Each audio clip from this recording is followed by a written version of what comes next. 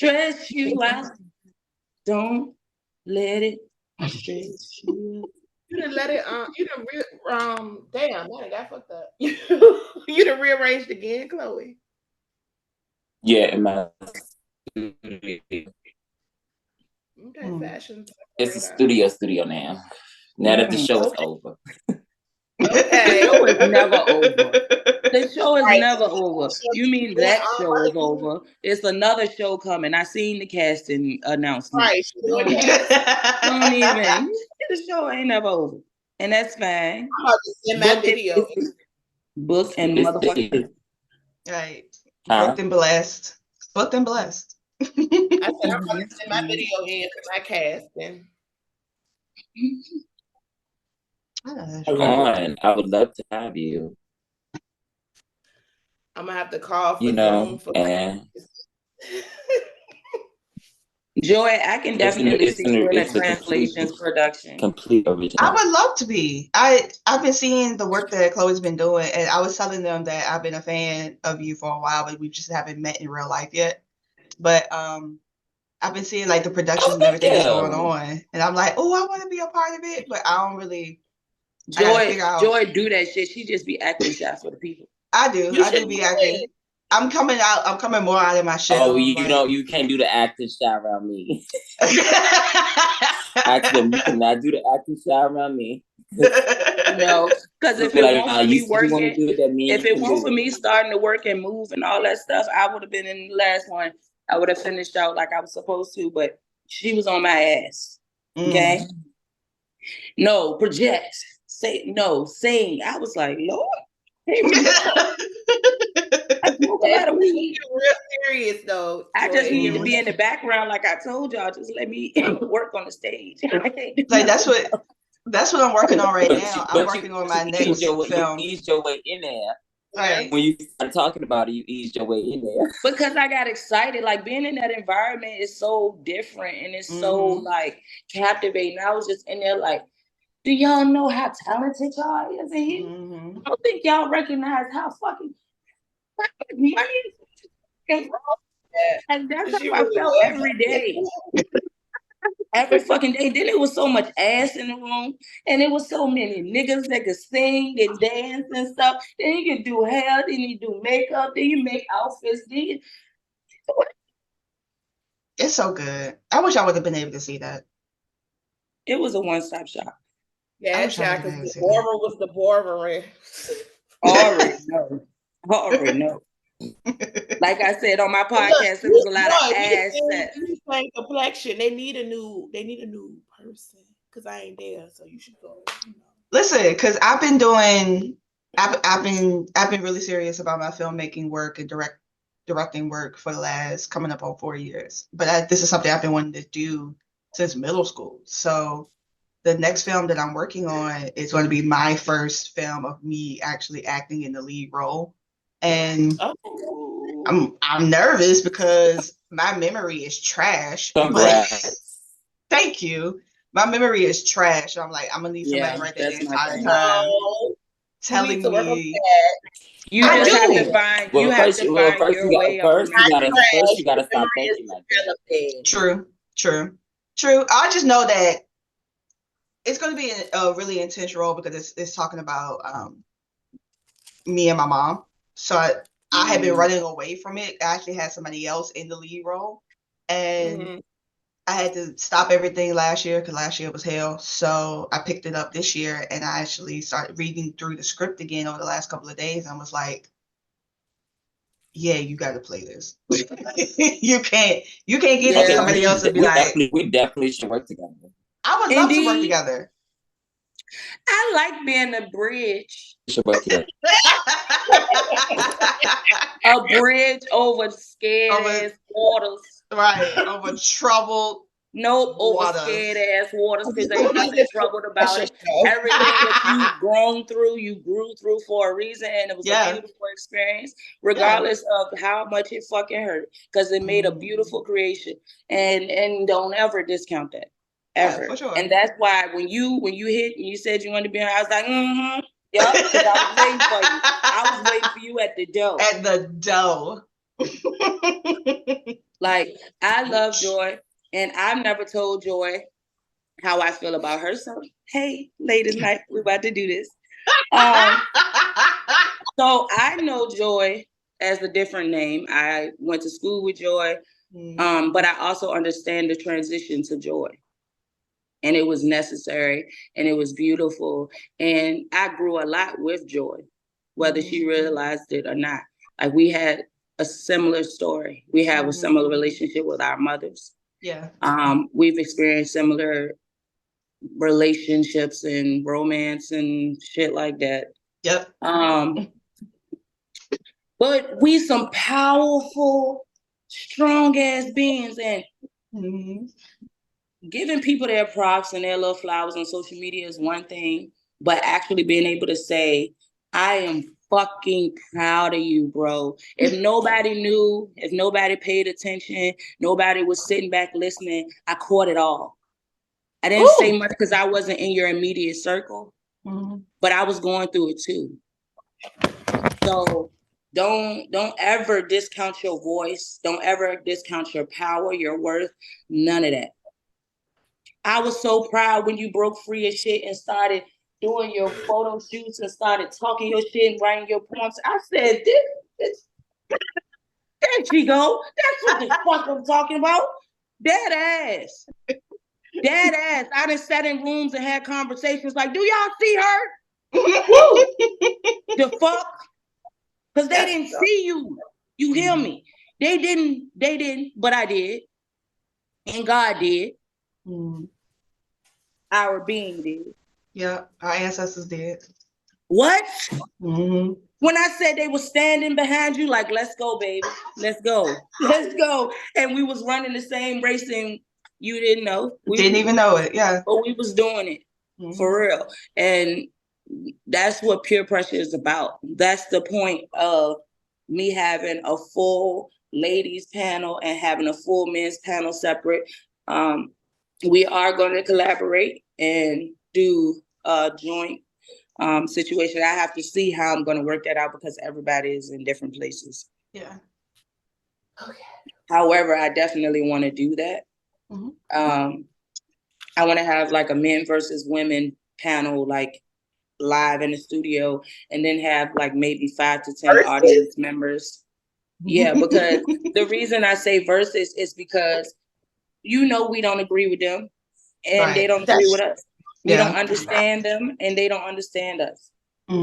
So that's what this is for, to gain some understanding. And the whole point of it is not for everybody to get along or to agree or to see you pissing me off. I love the side view of like, yeah, say all the, look at my view. That's cute and all, but look at my view. Look at my roof. Right. I love her. I love her like still in the shot, just like, oh, look here. Oh, like, you're gonna have verses. Believe you. Oh, yeah. You don't even have to act like that. You don't have verses. Oh, that's cute. You don't have to act like that. All my view is some cars, but it's okay because it's my car. My car is outside, and I ain't have a car a couple of months ago. And it's my window in my living room that I'm looking out of with my brand new furniture all around me. I know and my kids' bedroom set up like it's supposed to. And who works for that shit? Me. Who proud? Right. Me. Exactly. So yeah, I did the same thing to my brother. He did the most recent, well, not the most recent because I done dropped a few since then, but he served 16 and a half years in prison. And I did a life after prison with him because he's now been home for 6 years. And he's got himself established. Like, he was showing his view. He over the one of the pools and the jacuzzi because they got another pool, and then they got a sauna and they got an arcade and all this stuff. I was like, you know what I'm saying? And I was telling him, just like I told you, like how proud I am of him, because who come home from doing 17 years, gone for damn near 20, and just pick back up. No kids, do we? You know what I'm saying? He worked his ass off. All I did was finesse his resume when he first got home. What I you know that's supposed to. right. And he Yes. took off with that shit. And he moved out of Virginia to Colorado. He don't want to live in Virginia Nice. because he doesn't It's a want trap, though. what? Yes. Because I'm getting out of here. 2 years, the countdown has begun. My son is about to he'll be 9 this year. And then when he hit 10, he going with his daddy. And I'm moving to Houston. Yeah, I'm moving to Charlotte this year, so I'll be. Yeah, I'm out. Yeah. I gotta go. It's draining me. It's draining. Even my son came back there like over the Christmas holiday, and he's 21, so he like, yo, I hate it here. Like I didn't never realize how much I don't like it here until I left and came back. He like, I low-key can't wait for the holiday to be over to go back to West Virginia. Like, Yeah. he don't want to be in Virginia, he'd rather be in West Virginia. In West Virginia. Yeah, that's crazy. Yeah, man. I mean, that's a lot. We was in Maryland for right around 5 years, and I've been back here since around May, and I've been working to get to either Raleigh or Charlotte ever since, but now it's Charlotte because I want to say thank you for seeing me in those moments when I didn't think anybody saw me, because I've been in such a like tunnel vision, having moments, and especially after my mom passed away, it's been redefining myself outside of what she wanted me to be and what she saw me to be, and also having to revert back. It's like that bow and arrow situation. Like you got to go to the past to be able to see how far you can go back to see, push yourself forward. And that's what it's been like. So I've been, I really, I've not lost. I can't even say lost because they weren't a loss. A lot of people have friendships that ended. I'm gonna let you know all that. I'm gonna remix that part right there. What? A few times. Don't worry about it. You'll see. Go ahead. Chloe knows what I'm talking about. That's why she smiled. She knows what I'm talking about. I don't think they heard you. Laughing. I don't think they heard you in the back. I heard what she said. I don't even know what I said. I don't even know what to say back. I was gonna say something. I was gonna say something, but you got her first. You said I can't even say a loss because they weren't a loss. Right. Yes. They weren't a loss. They were just a bunch of people that decided that they ain't fuck with me no more. And instead of doing what I would usually do, I'd be like, but why? What did I do? Okay, what can I do to fix it? It's just like, oh, okay. And like I went live today. You gotta hit them with the okay now, And basically you just gotta hit them with a shrug and just, all right, girl. And so it's just, that's where we are at this point. So let me tell you something. I love Pressha, Nita, Renita so fucking much that my daughter told me she ain't like me and blocked me. I was like, all right. Yeah. And I birthed her, my firstborn, because I used to allow her to manipulate me in our relationship. I used to allow my mom to manipulate me in our relationship. Men, like friends, listen, I'm going to do what I can, and what I can't, I cannot, and I will not. And that doesn't just mean what I can do physically or financially. That means spiritually, emotionally, no. If it's going to take too much from me, and I have a problem with that, even when it came down to the show, I was trying to hold on for dear life. I swear I was. Not because I didn't want to disappoint them, but it was like a disappointment for me. Yeah. You get what I'm saying? But I recognized that it was too much. I had too much going on, and I had real life shit that needed to be handled. And I couldn't even fully engage in that like I was supposed to. Like I told you, all that fucking money in the room, you think I ain't want to be in there? I wanted to be seen with them people. Yeah, no, I was on that case. Me too. Come on, see me. Because I know what it could bring and what I'm trying to build. However, I know it's God's timing and my ancestors told me chill. So I'm chill. Yeah. And I'm doing it the way that I woke up in the middle of the night and saw for myself. Yep. And that's why this year I switched up the whole way that I'm approaching it. No, you don't get to see it live. if you're not a guest, you don't need to see it before anybody else. Now you're going to start paying me for my time and the effort that I put into this. All the work that I do editing and adding stuff and recreating my logos and I do all of that by myself. Yeah, that shit is a lot. Nobody has done none of that. And I'm rolling up. Next month is my 2-year anniversary. So nice. Yeah, thank you. So I'm not playing about me. And I realized that I had to stop playing about me for other people to stop playing about me. And what's been so cool to see that a new year. It's a new year. And what's been so cool is watch is that so many Black women have specifically been like, so many Black women of every gender, of every identity have been like, bro, you're not going to continue to take my story away from me because it makes you uncomfortable. It's just like, nah, like this, I got to, like, when y'all first came on, y'all was like, damn, your camera look good, bro. I've invested because this year I'm getting serious about content creation more and actually doing the film work that I wanted to do my entire life. I have a beautiful team behind me that are like, I just reached out to them. It was like, how much would you charge me to film this film that I'm working on in June? And he was like, bro, whatever your budget say, Joy, that's what we're gonna do. And I'm like, it doesn't take so much, but that also cultivated that relationship, cultivated those friendships, and showed up for them in ways that they needed me to show up for them and vice versa.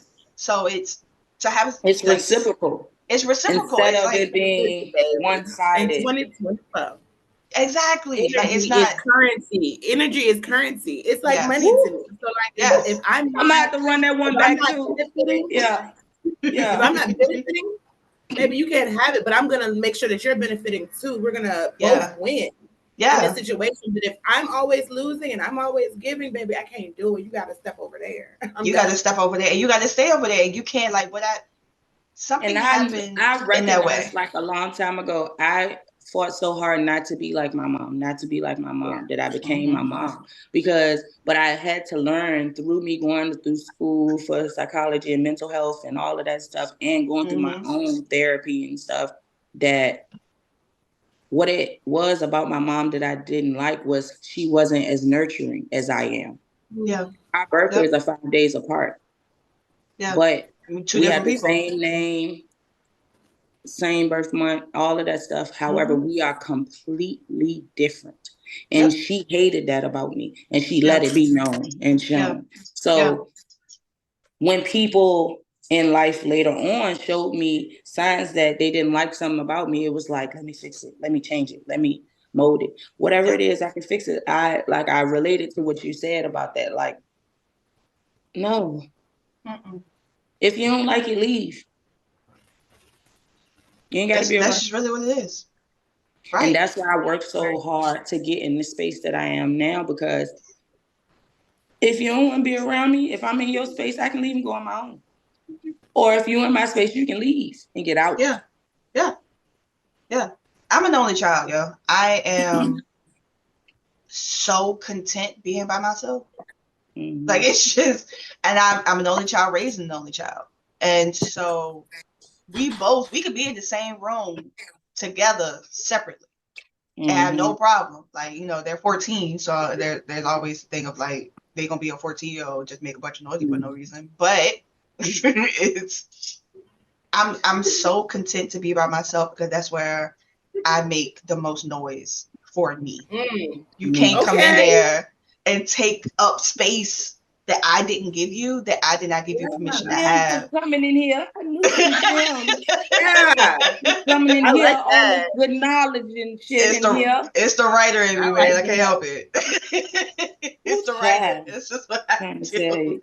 But it's like there aren't many safe spaces that Black women specifically can come together and just talk about the ugliness, talk about the lack of safety in some places, the overabundance of like emotional wealth in other spaces, and to talk about the sexuality and sensuality of our lives without somebody coming in and determining what we can and cannot talk about, what body shapes, what body parts or whatever that we can't share, we can't evoke on, we can't do all these things. That's why I loved one of my favorite podcasts that was like sex adjacent is Thirst Aid Kit. and white people get on my nerves because they took that beautiful gem away from us. But it was two Black women coming together to thirst about things on a platform. And more spaces need to have that without there being any sort of explanatory comma or making people feel comfortable about Black women having the audacity to be sexual in some sort of way, or even just talking through their traumas and how they got to that space. Me deciding to go into sexology came from a space of trauma. And I wanted to work through that trauma through knowledge. I wanted to work through that trauma, try to figure out how I'm going to work, how I'm going to learn through this, how I'm going to whatever. Instead of just sitting on it and being like, well, my grandma went through this and my mama went through this and my aunt went through this. So I guess this is just my lot in life. Like, nah, bro, I'm going to do something different. And me doing something different caused a lot of animosity. Right. It caused people to be like, well, who you think you are? You think you're better than me? In this case, yes.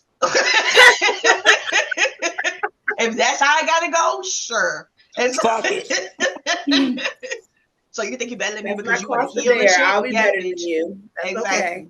Exactly. Yes, bitch. I do think I'm better than you because I decided to do something different than what the fuck you doing right now. If that's what it make you feel like, then let's go. Sure. Right. Ain't nobody got time to keep on making people comfortable. Listen, I love the fact that somebody named me Pressha. Like, I went from Nita to Miss Boss to Candy Renee to Pressha.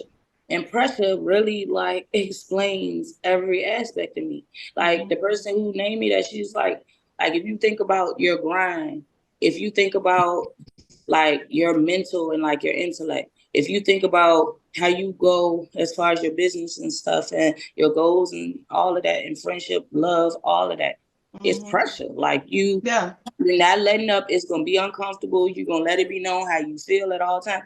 I'm the whistleblower. Yeah. And I'm okay with that. And people hate the whistleblower now. Like I used to shy away from it and be like, I'm the black sheep. No. Yeah. Paint me black. I wear black all the time. I look good in it. And the black sheep are the ones that don't get snatched easily. Okay. But also for me, yeah, the black sheep are the ones we don't get snatched easily. That was a little geographical fact for you. We don't get snatched easily. The ones that typically the white sheep and everybody, they go wherever they tell them to go. Like, oh, they just okay, cool. The black sheep, they ain't the ones that they don't get snatched easily. They don't follow easily, and they stick out, but they stick out in a way so much that people are not gonna mess with that person. The ones on the outside, the ones on the inside are like, we don't want to mess with you. We don't talk to you. It's very much Bruno in the wall. We don't talk about Bruno. It's like that's the problem. That's y'all ain't talking about Bruno. Yeah. Whole time your family fucked up because everybody talk about Bruno. Yeah. I did say this so y'all sign away the other day. Yeah, you did. Another strike against you. You got one more. And I know I'm gonna make you not love me before the end of this. Let me stop. Out of here.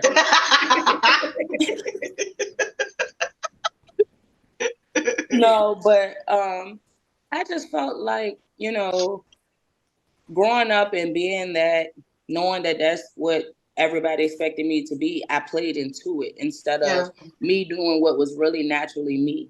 And now that I'm doing what's naturally me, it's like everybody gravitating to me. And I don't just mean the family part, I mean relationship wise and people. I'm just like, what do y'all want? And I had somebody who came and told me, like, you're glowing. Your glow is different. Your energy is different. Like people in the bar, even like, I'm like, what is wrong with y'all? Like I be big ass t-shirt and sweatpants.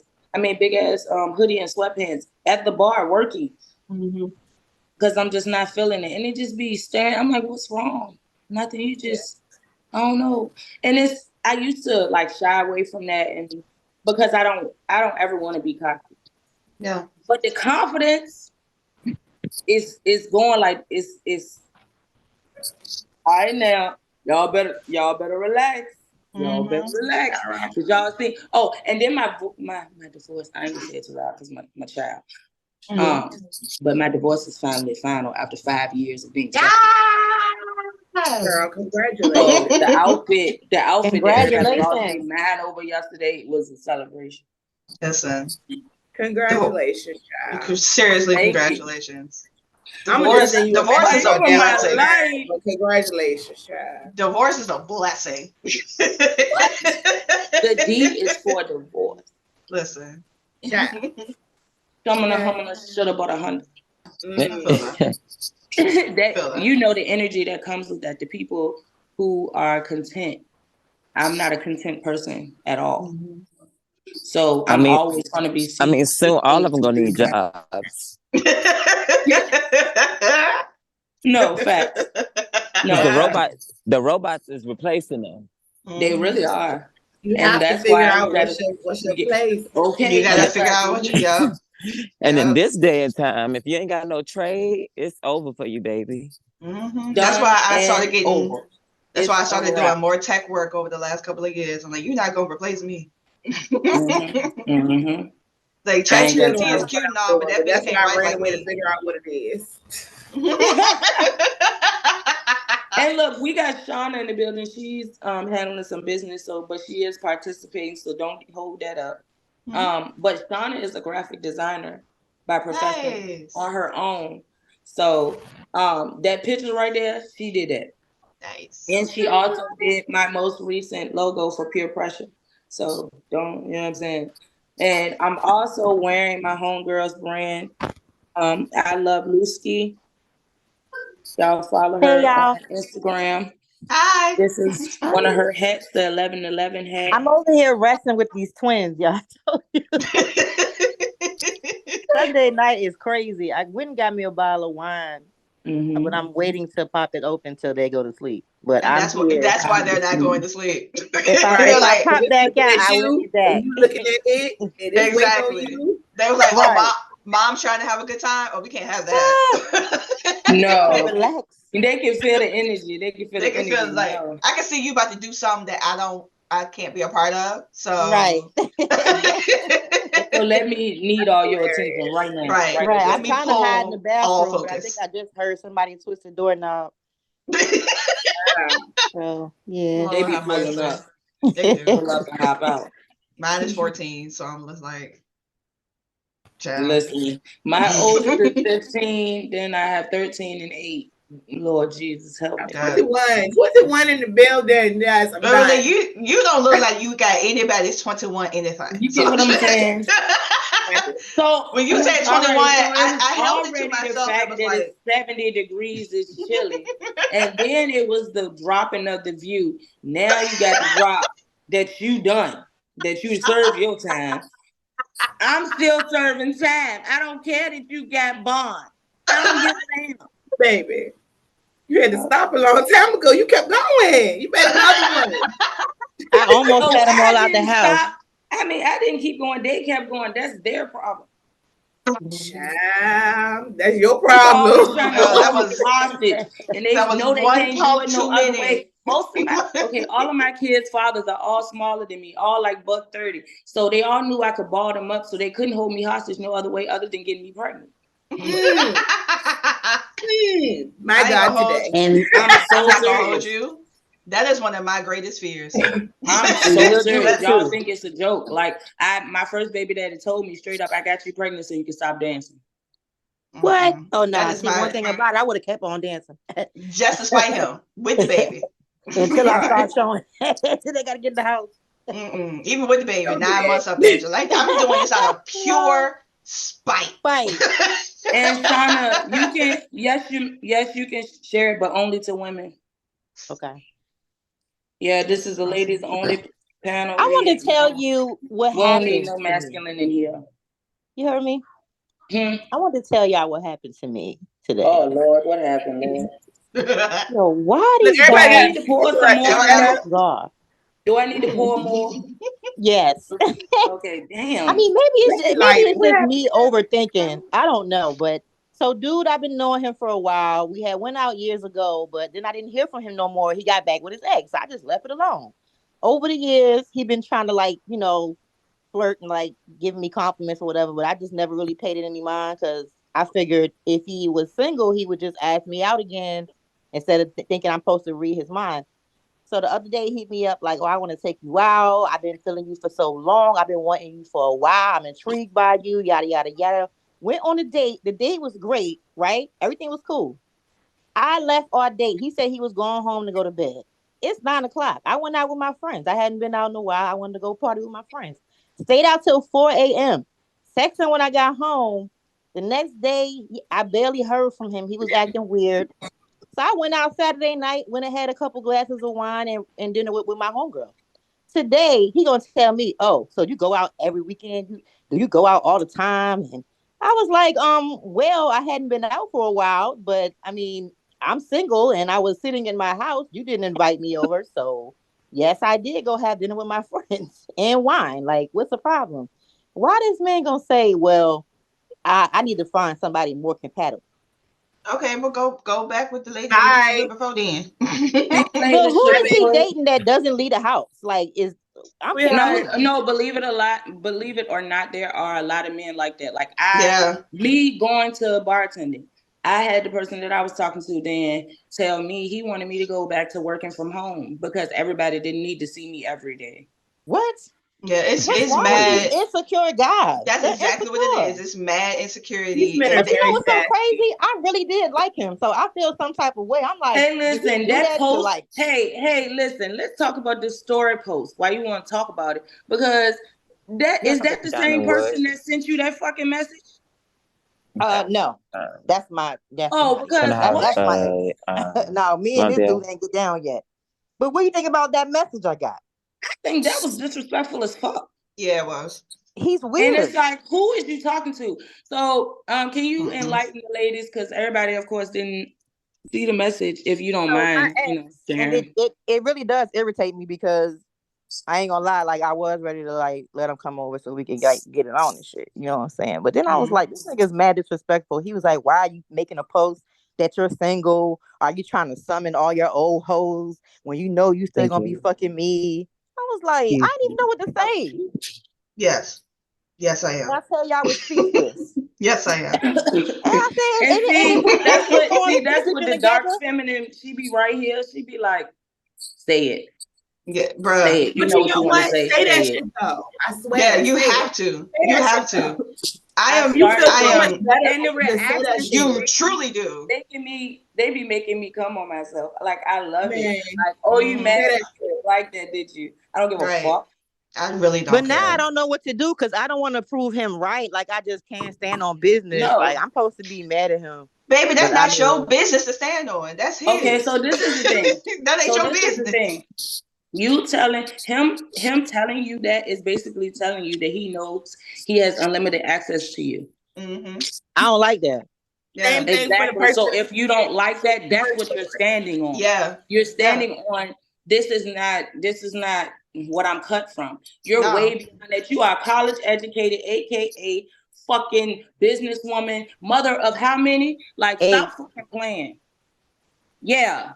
Stop fucking playing with her and don't look over fucking 30, a day over 30. Yeah, so you're but I'm only human. I'm not gonna lie. The sex I understand. Is good. But that's all I know.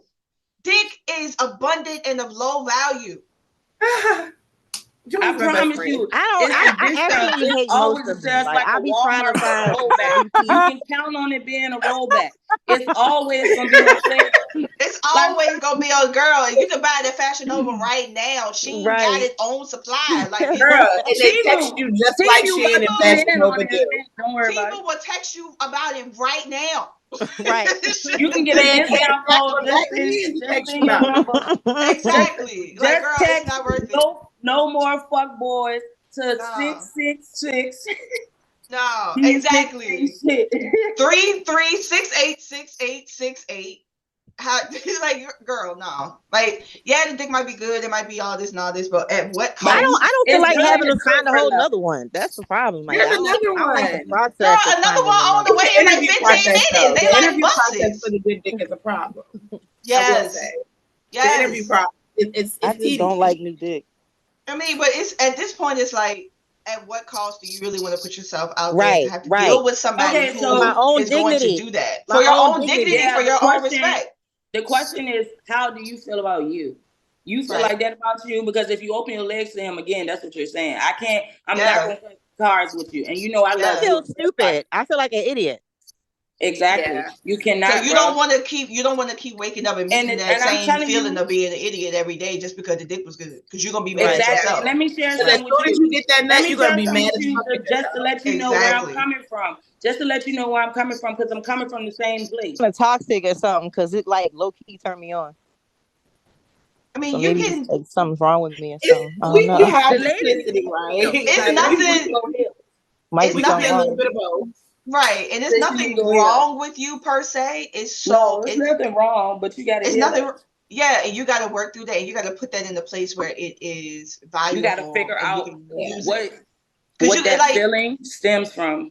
because I tell a lot of it's people definitely that. like a part of like Yeah, because I tell a like lot of people when I was teaching my classes a few years ago, when a lot of abuse victims turn to BDSM because it's the safest place that you can do and work out those aggressions, and I was because you have those spaces where you can do those things. So if it's something like, if you are somebody who may or may not be into degradation or humiliation or any of those things, they got people over there that you can do that shit safely with and not putting yourself in a But see, position with that's somebody the who whole does thing. that. I've never had like a domestic relationship or anything like that. I don't know what it is, and I You am don't into have to BDSM. you don't have to go through I that just to am. have that. I am into that. I don't know No, what why I'm I'm into that, saying but I am. You don't have to go through something for that to be something that you are interested in or that you like. No, Because I but could she's have just blocked him saying when he as an said that. example, a lot of people who have do because that was something that my therapist explained to me because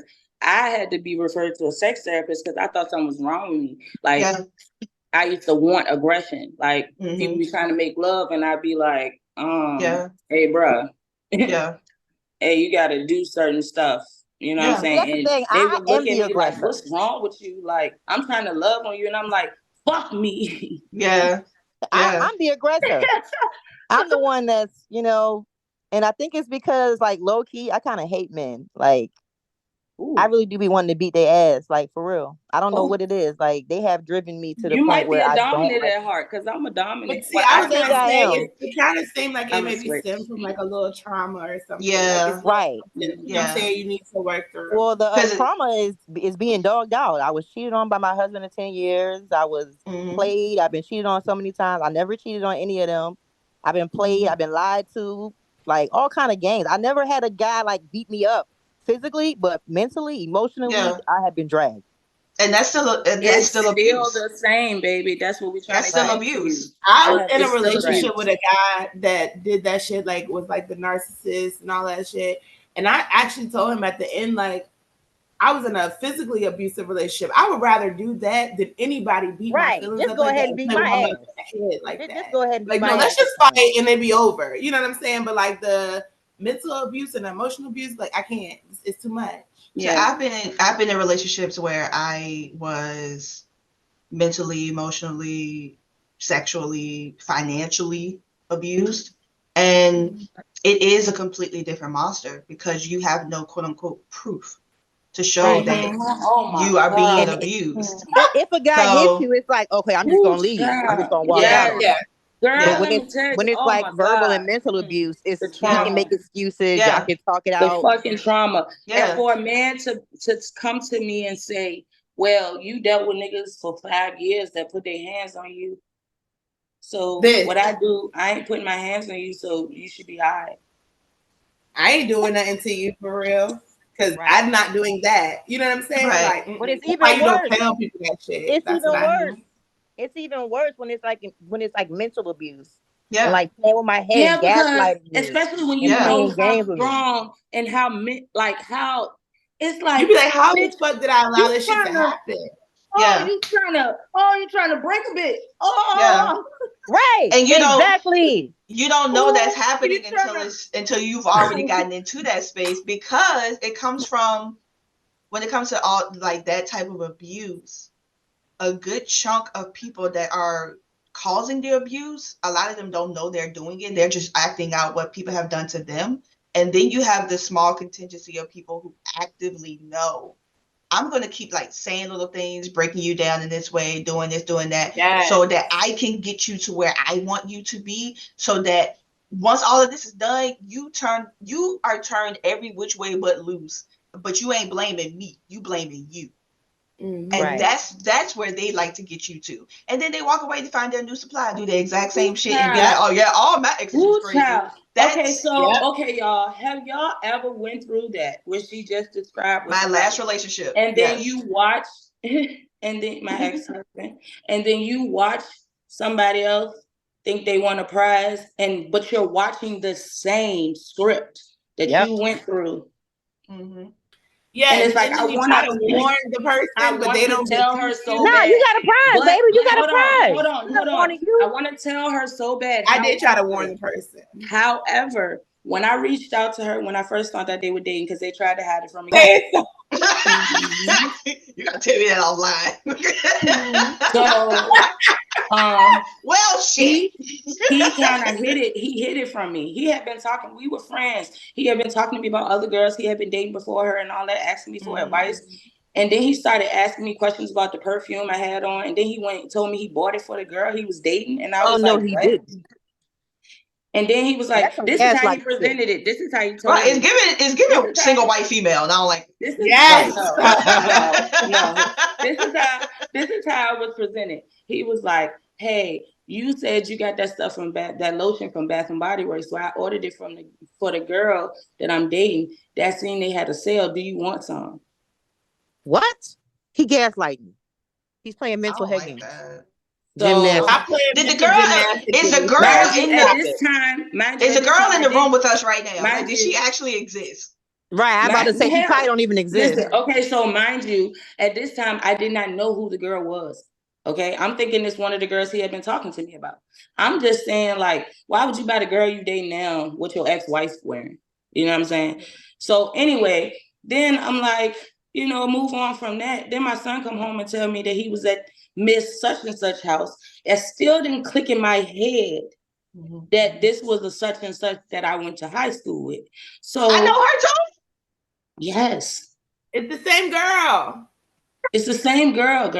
So then I didn't know I knew both her and him. That's why I'm like, what? So I'm like, my son was spending the night at somebody's house. Like, you told me you was still at your grandma's house. Like, that's not okay. Like, I should know. That's so then it's like, it's back and forth. You should trust me to let him be. If I'm letting him be around him, I'm like, bro, you done had him in like 4 different people's house. Yeah. We've been separated at this point like 4 years.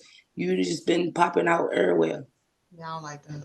And so, girl, like what was funny about mine is me. Like I said, when we was in the office, I was tripping. Like, give us a treat. See, we didn't even have to do that. I was ready because I had a friend of mine that came with me to finalize the papers, and we thought that she was ready to cuss him out. It was ready. This was 2014, so this was way before. This was a few months before the elevator fight with Solange and Jay-Z, so we didn't have that for reference. But she wanted to cuss him out in some way, shape, or form. But we found out that he didn't even need to be there. So we walked out. I signed my name. I paid for my entire divorce on my own. So I was like, signed my name, did all this stuff, and they folded the paper up, gave it to me. Me and her walked out. We clicked heels, and we went on breakfast. So it's like, divorce is a beautiful thing, man.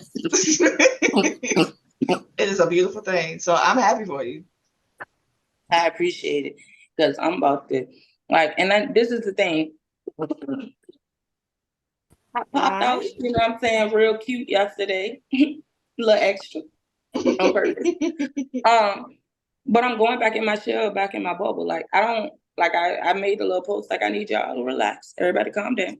Because I'm still in grind mode. Like, y'all have no idea the stuff that I'm working on and I'm putting together. Like, I'm working on my first documentary. So, and I'm working on my book. My book is going to be a poetry book with short stories about my life, but in poem form. So, I got a lot of stuff other than that too that I'm working on that I got to hurry up and get done in these 2 years before I leave for Houston. Because this brand is about to take off. That's why I'm saying I was so gung-ho. He's like, why are you in such a rush to get the divorce? Because I got shit to do. And you don't stuff to do, right? Right. You in the way. Go away. When I started my first business, because this is my second, You asked me why was I starting a business while we was broke.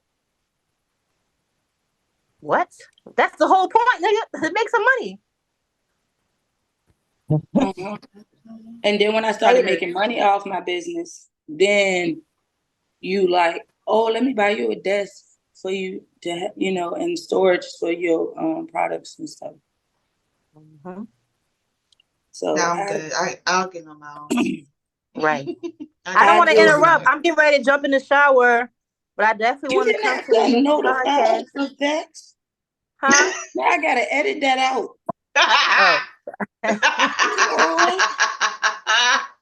Lord have mercy. I mean, you can keep us on. Like, just put yourself on mute. We'll be here. Yeah, child. Just put yourself on mute. I'm making a couple phone calls. Listen, that's what it is. Just tell the truth then. Just get up. Just say I gotta go. Just say you don't want to talk to us no more. It's okay because there's other people. Oh my God. There's other people like still y'all. trying to join. I like y'all, but I'll be back if y'all still on here. Okay. I got people messaging me now asking me, I missed it. Where can I watch it? I'm like, no, we still on. Come on in here. Come on in the room. Come on in the room. And she said she want to talk about. Me to be great. She said she want to talk about Black girls. She said, I would love to be a guest if y'all are doing something on maybe Black girls and sexual trauma and mental health. Girl, that's what we talked about for the last hour. I feel like we didn't do all of this. We talking about it. We're talking about everything. Mm-hmm.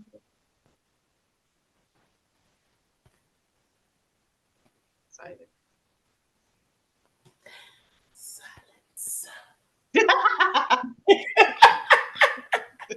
Lord Jesus. And my phone, but this other phone about to go dead. Lord, you better come on here because I ain't gonna be able to answer too many more. We've been in here for an hour and a half almost. It don't feel like it. Yeah, for real. It don't feel like it. Mm-mm. What other questions did you have? Girl, we started. I know that's what I'm saying. It's an hour and a half, but it don't feel like it. No. What you say? And I ain't even do my intro. Like I'm gonna have to do that. Welcome in, welcome in, welcome in. This is another episode of Pure Pressure Podcast. I am your host, Pressha. We have several different guests that are dropping in and out today. So introduce yourselves, ladies, and let the people know who you are and what you got going on. It's Chrissy and Chloe. Y'all first alphabetically. Well, that's Chloe first. Go Chloe.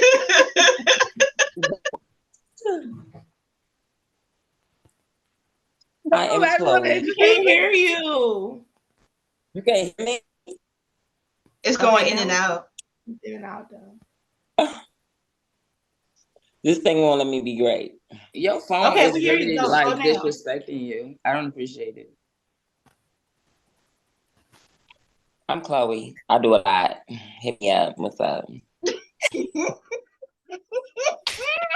Ladies night, we ain't gotta be professional. It's ladies night. Real short and cute. Well, I'm Chrissy. I guess what is going on is I live in Thailand now. And yeah, thank you for letting me be on here, boo. No problem, of course. Love having you. I'm Joy. I've known Nita for how many years? I don't even know at this point. First of all, who is Nita? See, we're gonna have to edit that part. See, Pressha. Run it back. They don't know that lady. I've known Pressha for so long. I don't even know the years no more. That's the same as me being like me coming on here. You'd be like Jaquetta. I'm like, oh God. You know what I'm saying? Like, who is that?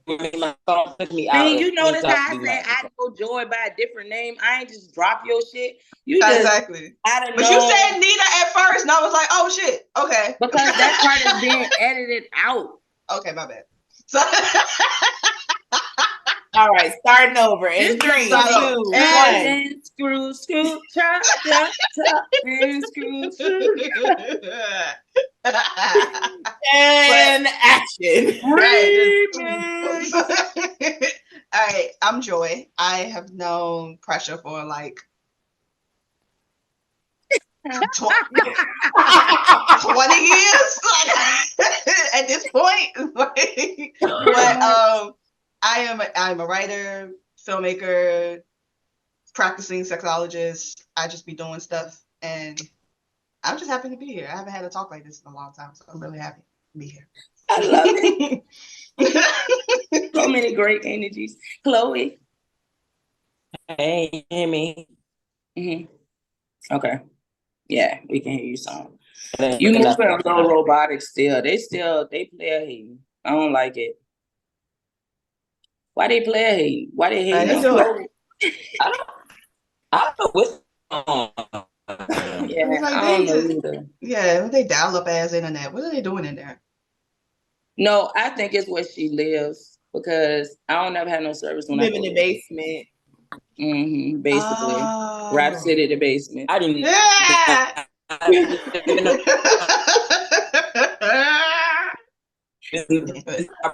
Flashing lights. It's like camera action in that bitch. Let me tell you something. It's very vibey in there. It really is. You know what I'm saying? I couldn't even get it out. If you really want to have a vibe, bro, I promise you, I had so much fun. Just get drunk and be there. Yeah. But I'm old, like, and I be needing my sleep. This bar be running me in the ground, y'all. And then like taking mental health patients during the day and then working at a bar, which is like it's still like mental health. At night, it's crazy. Yeah. You gotta navigate. You laughing when drunk brains and drunk minds. You get to see who they really are. Oh, I know. Like I just literally watched this lady sit at the bar and put her hand under her boot and lift her whole leg up and tell the nigga, I take dick in my booty hole. You can't fuck with me. I'm not these other bitches. And yelling it like across the bar. Oh my God. And she kept yelling it. And we kept saying, friend, calm down. Friend, her friend that was with her and me. We both telling her, friend, she like, nah, because he can't fuck with me. I'll fuck the shit out of him. And I'm like, oh. Does he know him? Is he aware? Do you know him? Is he aware? Do you know him? Who are you talking to? No, she was making it very clear who she was talking to. And he knew who she was talking to too. But it was just not necessary for her to be talking to him. Yeah, like, ma'am, calm down, please. What's going on? What's really happening? Why did you call so bad for you, ma'am? Right, do we got to get the Uber right now? Let me just go ahead. Listen, because I took her keys.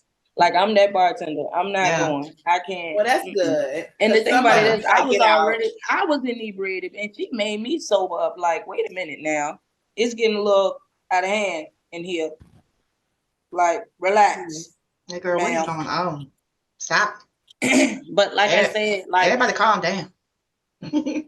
Being that I studied my own brain for so long, and now I've been studying other people's brains, and like I work more so in the community than like behind the desk. So I actually have to interact with these people, and they all have similar stories to me. So it's like, girl, who you playing with?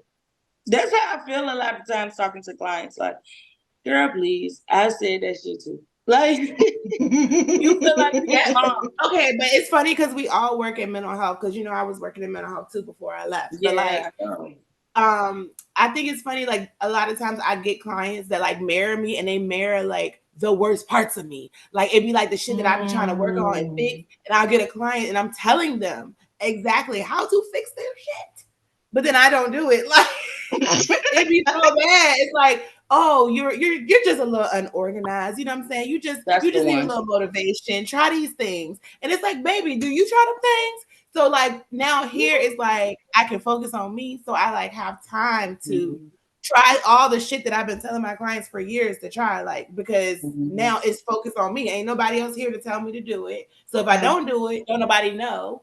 But if I do it, I feel good. You know what I'm saying? So yeah. That's just crazy. You gotta find. Like I've been telling people a lot lately. Focus on the why and not the how. Yeah. Like figure it out. Figure out the how and do it, but don't focus on how you gotta go through it. If it's because it's not gonna always be easy, and there are gonna be things that are gonna pop up. But don't focus on that. Focus on why you're doing it, why you want to accomplish that goal, why you want to push yourself past that trauma, why you want to have a better relationship with yourself, why you want to see yourself in a different light, in a different perspective. Because we should really be at a point where we don't give a fuck. If you don't give a damn, you don't give a fuck. If they don't like who you are, that. But if you don't like who you are, fix that shit. Yeah. Fix that shit. You gotta fix it for yourself. You can't, me, I am all about accountability. I know y'all be tired of me saying this to people that watch my podcast. I don't give a damn. Yes, ma'am, you made it in. Welcome. We gotta own our shit. Yeah. You can't say, oh, I'm healing, oh, I'm elevating, I'm this and the third, but nobody can tell you you're wrong. Yeah. Nobody can offer you a suggestion. Nobody can tell you, hey, the shit that you said you ain't doing no more, you doing that shit. Mm-hmm. If you can't be held accountable, you ain't going nowhere but in a fucking circle. And the crazy part is, like, I ran track. You know what I'm saying? And I did long jump, like physically. Mm-hmm. But I also did long jump in life. Like, hurdles is a bitch, okay? So why do you want to keep repeating the same hurdles? Like, why? That's You know that nigga ain't shit. That's what I was trying to tell Shauna. Like, you know that nigga ain't shit. You know all he wants from you is some money and some ass. You know he's not gonna call you tomorrow and check on you. He's not gonna ask you, make sure you get home. If you text him and say I got home, he's not gonna respond because he already put you on do not disturb. Like you know this. Yeah. So I just want to understand. I would say for a lot of people, even if you are going in that circle, to them it's still movement. They're still moving in some sort of direction. They still are doing something. And to be able to take a step back, like I was listening to one of my favorite podcasts back in the day. One of the things that she said was, there's a reason why she doesn't tell anybody that she's doing something different. She's making new decisions about herself. She's working on herself. She's done that because she used to get high or off of the announcement and not finish it because she was just like, ooh, that little bump I got off of that announcement, that was enough. That made me feel like I actually did it. I was known in my family as the fuck up. That was me. But even in that moment, like, I'm gonna do it, and then I didn't even want to tell people that I wasn't gonna do it. It's just like notice that I didn't do it. Exactly, and that's why it was so important to me to communicate with Chloe. Like, hey, I'm not gonna be able to do it. Like, my car was like cheats ass. I was only able to, like, I was pushing, like, literally my car was going 2 miles an hour and I was still just going to work because I had to make my money to get established. And I was able to get it fixed and move and everything. Now I'm in a better space, but I missed it already. So I still ain't even got my shoes that I paid for. I still ain't even get my shoes that I paid for because why? I'm always at work or sleep. Oh, they've been over my house for longer than 30 days. They are mine now. Why we gotta wear the same size? It's so disrespectful. Yo, at least she told you. She didn't just show up to the next event and be like, hey, girl. I told Chrissy, I said, if she don't come for multiple pairs of shoes, they mine. But one of them pairs of shoes Chloe can't fit, so she gonna have to give them to you. You didn't what? That with me, that if they was there longer than 30 days, they would show. I want to see what these shoes look like. Oh, girl, I was selling everything when I moved to Thailand, baby. I sold everything that I had. So she lucky they still in the closet. That's why I said, she said she don't have no winter stuff, and I said I got all your winter clothes because I do. Like, I got a lot of stuff. I'm gonna have to call you like, friend, can I borrow that shirt? Remember that shirt that used to be mine? Can I borrow that? TV, I bought that TV, friend. Look, I got a new TV. I got a big one. Oh, okay. I ain't broke that tragic. That was tragic. Who is Lady? Okay, so I bought a TV from her, right? A big ass TV for a steal, bruh. She was giving shit away. Okay. I was. When I say that TV was big, it was like a 50-something inch TV, something like that, 60-something. Wow. Okay, that one is like 72. It was a little bit smaller than that one. Okay, and we got in my car. Oh my God. My car at that It was time a was heavier TV because it was one of the heavy backs. But it also, Oh. so it took up my whole back seat. Ooh. And like me and her doing it together, coming downstairs and shit. And at the time, Christy, how was my car?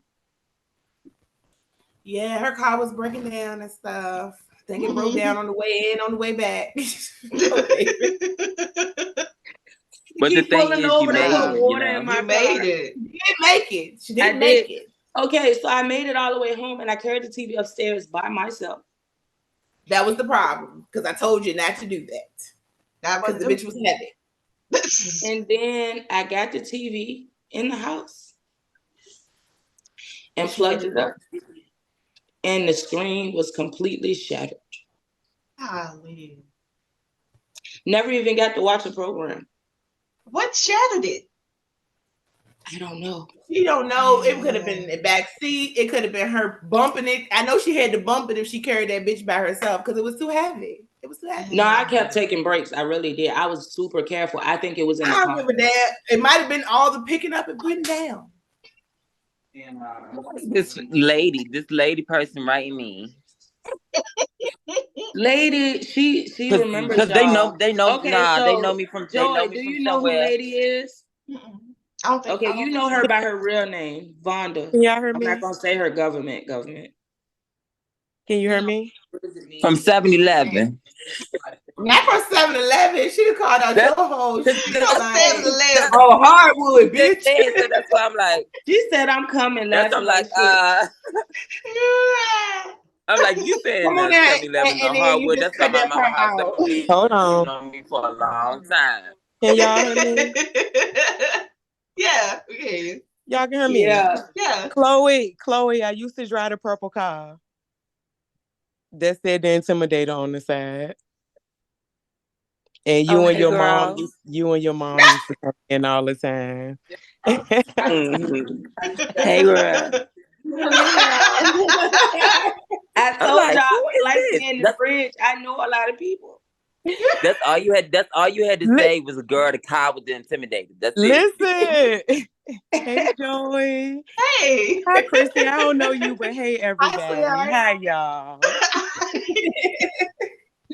Nita, I was trying to get in. I was having technical difficulties. so my thing means stop coming back on since we started. I don't know this phone. You must be on the boo phone, but this phone right here work a lot better than the one you was on. This is working. And my phone's better than his. Oh See, Lord, hold on, They y'all. said I gotta go get my better than charger. yours. Hold on. Pause. Well, y'all can keep talking. I'm going to get my charger. I'll be back. Okay. Okay. Ain't that some shit? The phone better than that. Your phone was better than his, but the other one don't. Yes, and it's not. It was not. I think it's because also too my studio is all the way in the back of the house. Oh, that makes sense. Nice. That makes sense.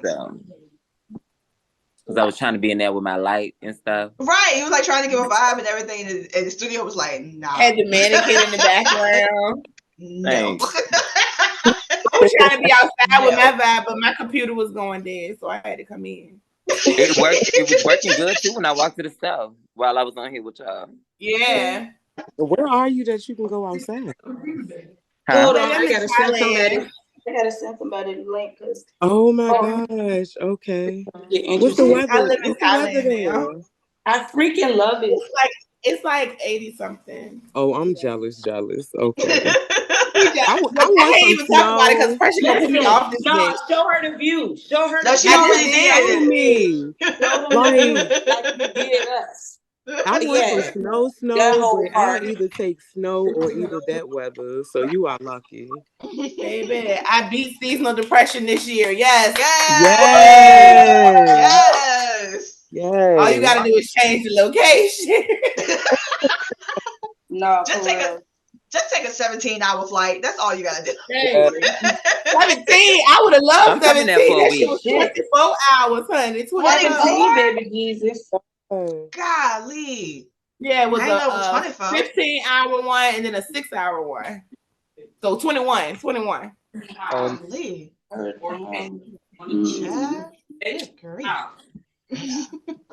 Nobody told you to come back over here. You standing her, me feeding her again. I love what I'm trying to do stuff before my phone mode. died and stuff. The other phone about to die. This phone was about to die. Everybody's trying to die. Relax. But that's because I intended on doing it on my laptop. But then people came in and shitting on me, and I was like, revamp, roll that back, stop that. Wasn't how I was supposed to go. Here we are. Oh my God. You see me. Oh my God. Shimmy. Shimmy. Yeah, we see you now, girl. Shimmy, bitch. Shimmy. Okay, you got your little blur on. I should have put that on. I got a question, y'all. I got a question, y'all. What's the question? What's up? All right. How do y'all feel about sad bitches? About who? Sad bitches. In what context? Right. Yeah, I was there to say. What type of I just had a whole string of things go through my mind. What you mean about? Yeah, I was like, in what context? Like, do I want to be one? Do I care if like, he how got do you one? feel? Like, Period about like the whole concept of sideline hoes, like sideline bitches, like the girls. Like, would y'all be comfortable being one?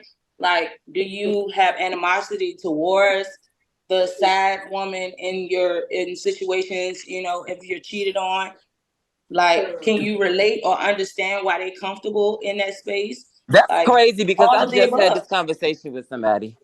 Oh wow! No, tell us. And yeah, I won't hear.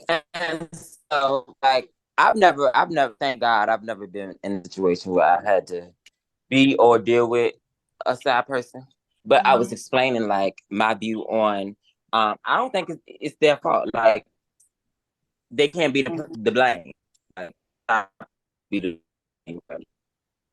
being the side person or you being the main. Oh, you like, losing connection now. Now you all. Why you move? You messed it up. Yes, you messed it up now. Now you're a robot again. Go back where you was at. Oh my God. You getting your scarecrow on right now. Go sit back. I was only 2 seconds away from where I was. And now we can hear you better right here. And you already getting clearer.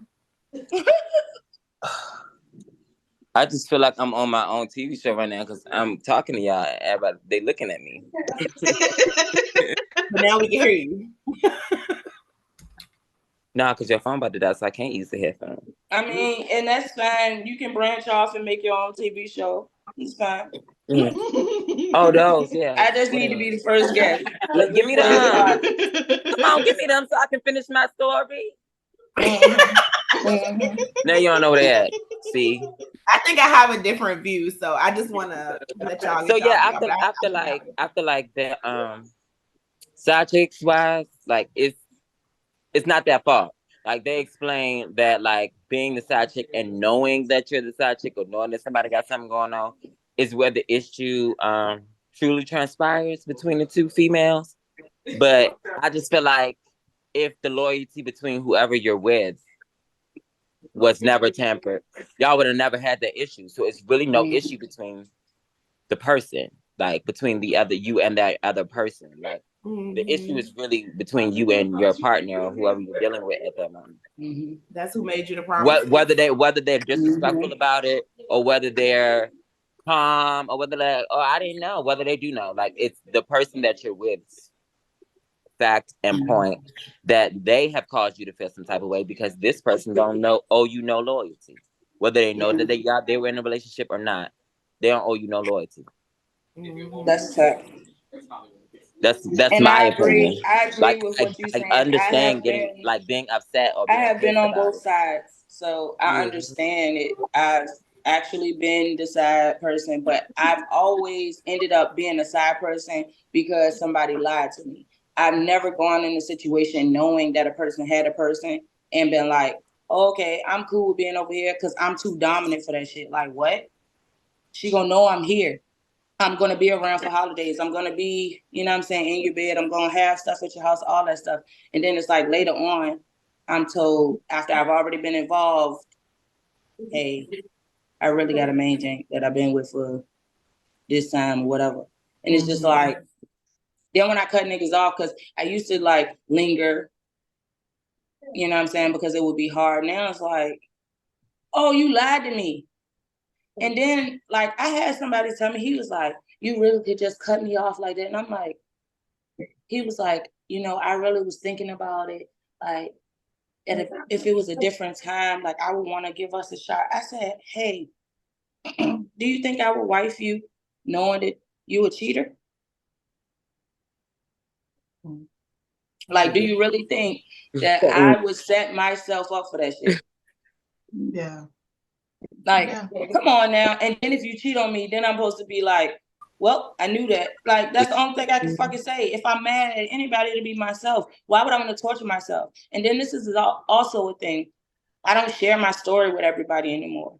But I own my story. So I know what I know. And you can't tell me anything other than what I know for real. I'll add to it. And I'm open to perspectives. And sometimes that shits my perspective. I'm open to that. But you can't unteach me things that I've grown through and learned about me. You get what I'm saying? So if you try to play on that, like, because you know I'm not going for something, that's the worst thing you can do to me. Because as a victim of assault, sexual and otherwise, the biggest thing for me is people trying to take pieces of me without my permission and without my consent. So when you come to me and say you're a single person and you allow me to develop some type of feeling for you and to open myself to you, and then you tell me the truth, or I have to find out the truth, you took pieces of me that you would have never gotten. Yeah. Had you known. You were honest with me up front. Yeah. You took something from me, and to me, it's the same as rape. You still stole from me. It didn't belong to you, because I wouldn't have cooked you meals. I wouldn't have been in your house all walking around in your robe. I wouldn't have allowed you to, you know, I had somebody to lie for so long. Like, I'm just like, when I found out he had a girlfriend, I'm like, where? I was with you on your birthday. I was with you on Christmas Eve and Christmas. I was with you on New Year's. I was with you on, we was out this place. We was everywhere. Like, I'm so confused. Like, what? Like, who the fuck are you? They be working double time, baby. I don't understand it. Same. I don't get it. You got more than 24 hours in your day, because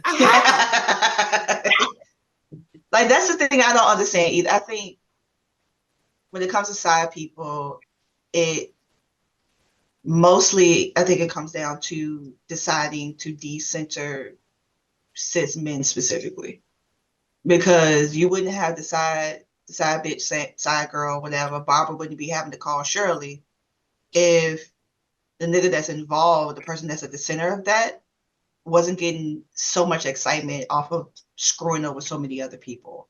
And the side person usually is like, I'll do whatever. I'm cool with getting the bare minimum.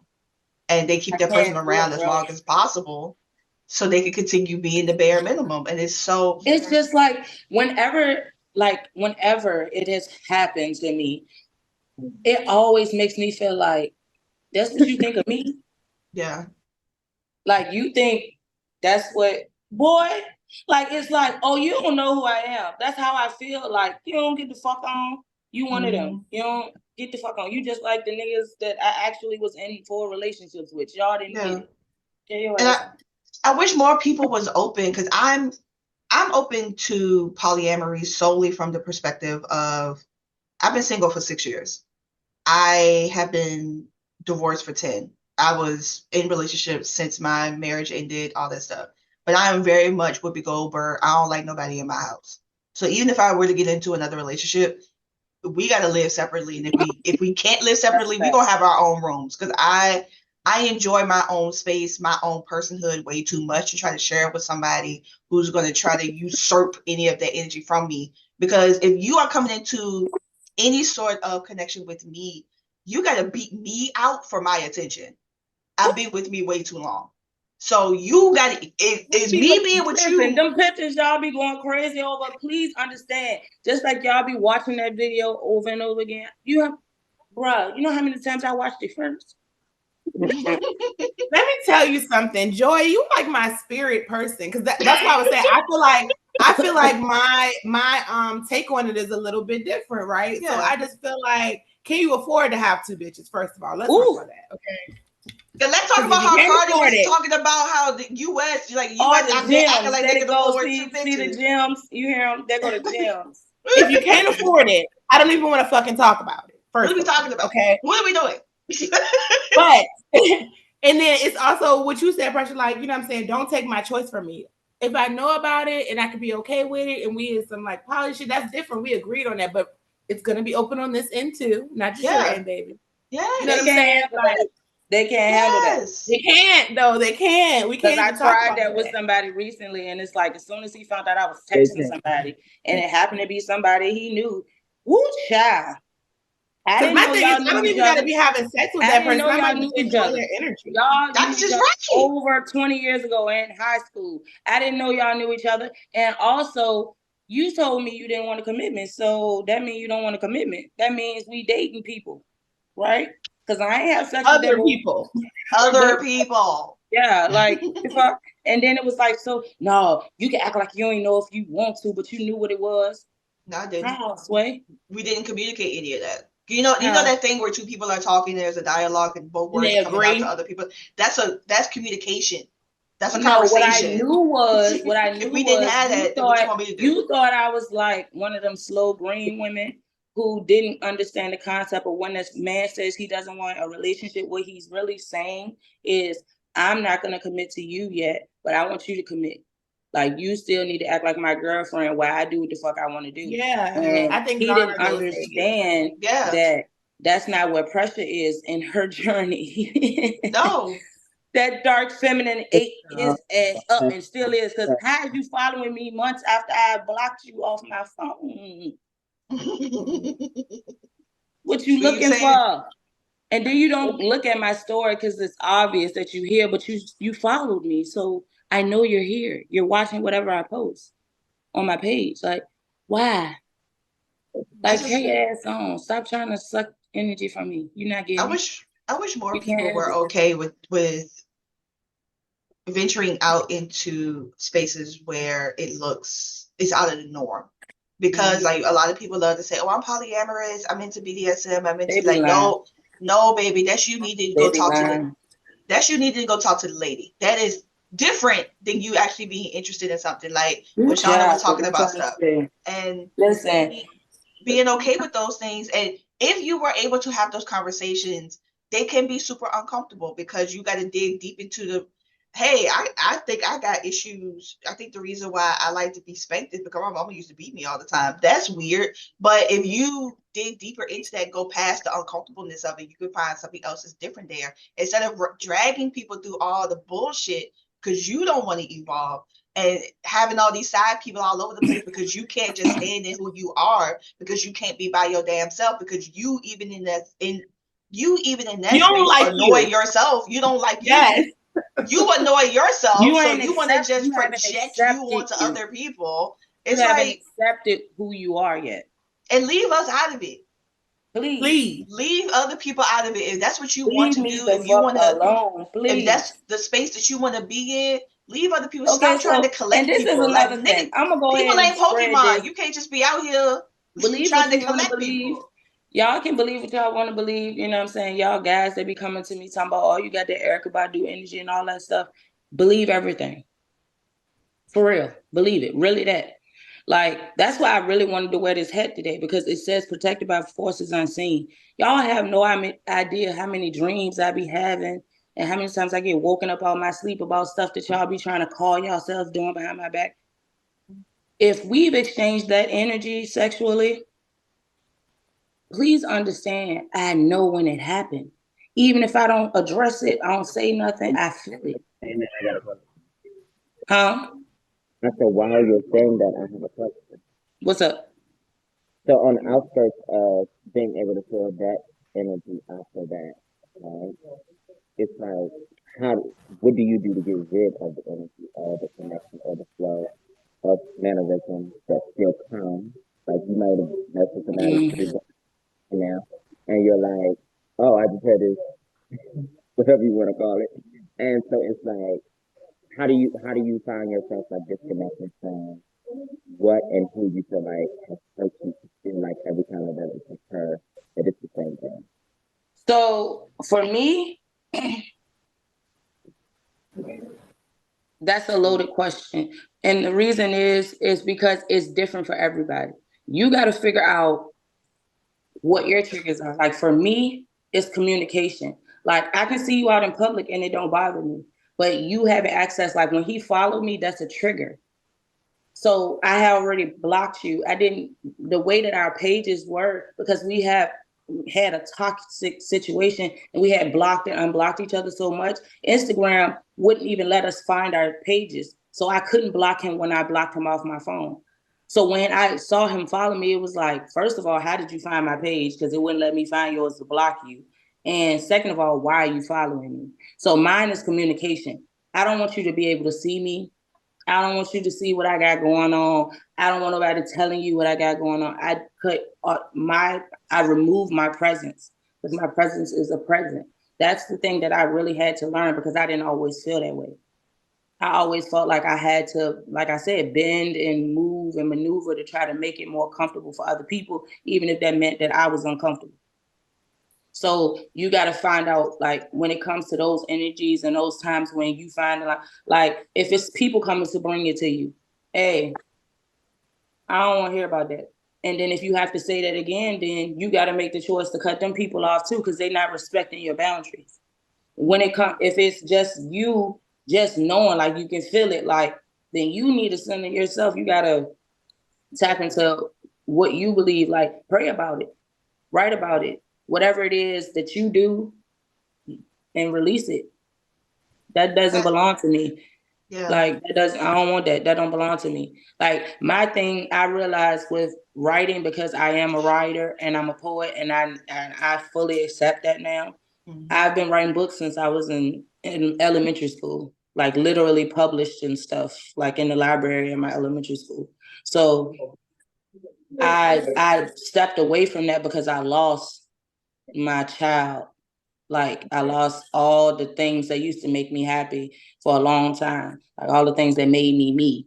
And when I found all that stuff, it gave me those type of things. Like I just regularly, oh, okay, this is what's bothering me. This is me saying this bothers me. Let me remove it, and I'd be fine. Like me blocking him off my phone and not having to worry about him texting me eyeballs randomly and stuff just because I know he in town or something like that. I knew when you came in town because you told me you had an appointment coming up, but I had already released that. So I didn't care. It didn't bother me. And you didn't even follow me while you were supposed to be here. You followed me like weeks later. So it's just weird. It's just like really random. No, you can't have my energy blocked. And I think, Chloe, from what you're talking about, is what a lot of people like to try to say are quote unquote soul ties, especially if you've exchanged that sexual energy.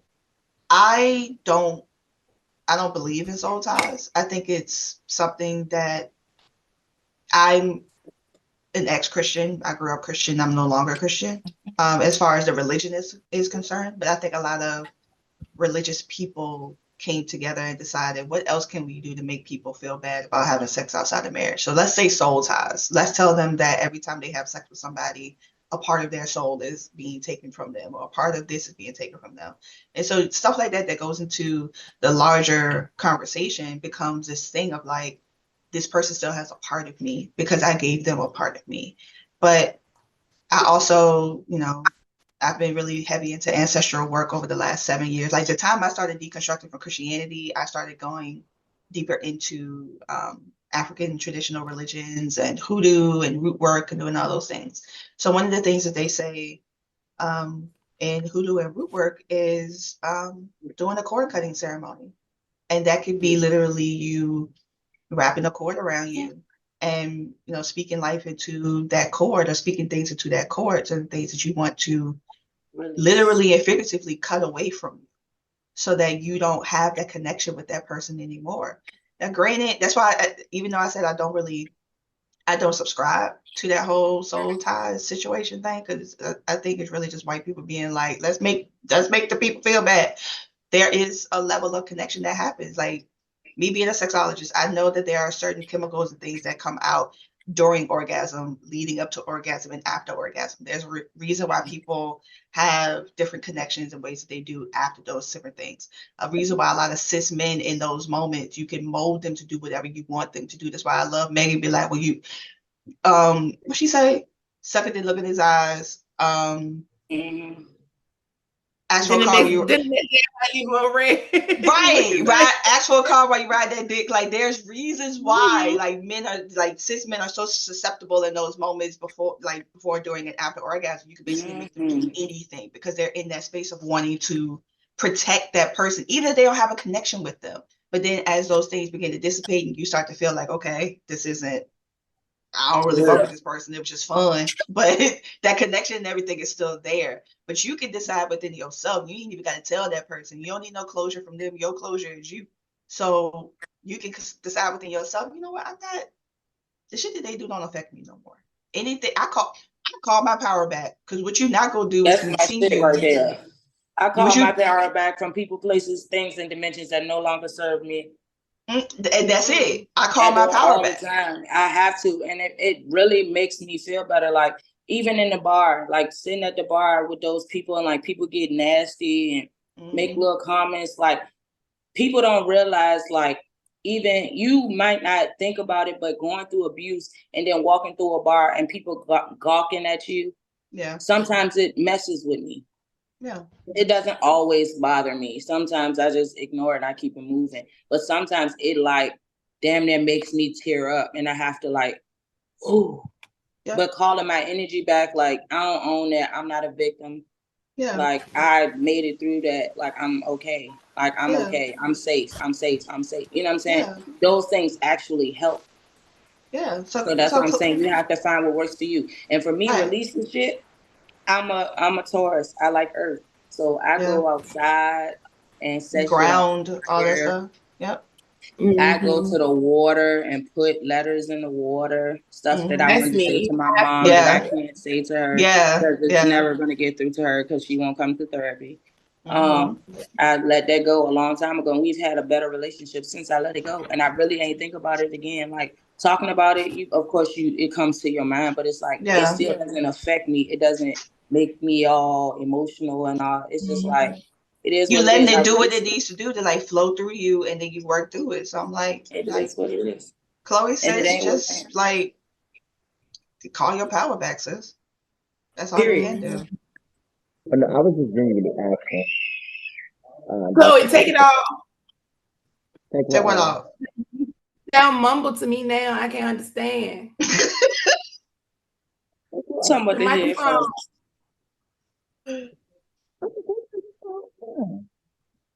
We can hear you, like you clear, like you know you what? You clear, but it's a little bit muffled. It's muffled. It's like you sound like this. Hey, I'm underwater. Hey, can y'all hear me? I'm underwater. Yeah, you know what I'm saying? I didn't even hear her first question because of that, but I couldn't even get it. I just let y'all answer because I didn't know what the hell she said.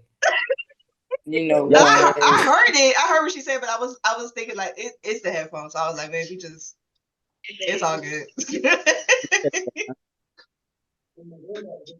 No, it's not where you were. It's the headphones. It's the headphones. It's the headphones. Oh. Okay, I think you're good now. I'm sorry. I should have just let it go. I couldn't understand. I think you're good now. I think it was just the headphones. That was all it was. But I like when I can't get by natural water, which you know, but I like to do a shower, and I like to envision like all the negative, like just draining away and draining down the water. Like that's mine. I like taking showers in the dark. When my eyes closed. I learned a few years ago that to kind of take off and break off that negative energy, to put some salt in your body wash, and that helps to get that energy and bad energy off of you. So I have a specific body wash. I do that, and exfoliating. Because I'm a Virgo, so I'm a earth sign too. So I love to be around. Oh my God, not yeah, the Virgo. just divorced one of y'all. I Divorced love one of y'all. Don't get hyped. I'm not gonna call them my Don't new get hyped. friends, I just divorced one of but new y'all. associates. We Y'all, decided y'all that was I something love else. Virgos as friends. I do. I don't think they listening. No, they think. No, tell Listen, me. I want to hear. listen. No, Chloe, what you say about the Virgo did the what? I said so. So yesterday, I had to do this party, and a couple of other girls were dealing with Virgos, and my boyfriend is a Virgo, and I was telling them that we were about to start a Virgo support group because. Wait, were they August Virgos or September Virgos? Those are two different Virgos. Well, my partner is a September Virgo. Yay!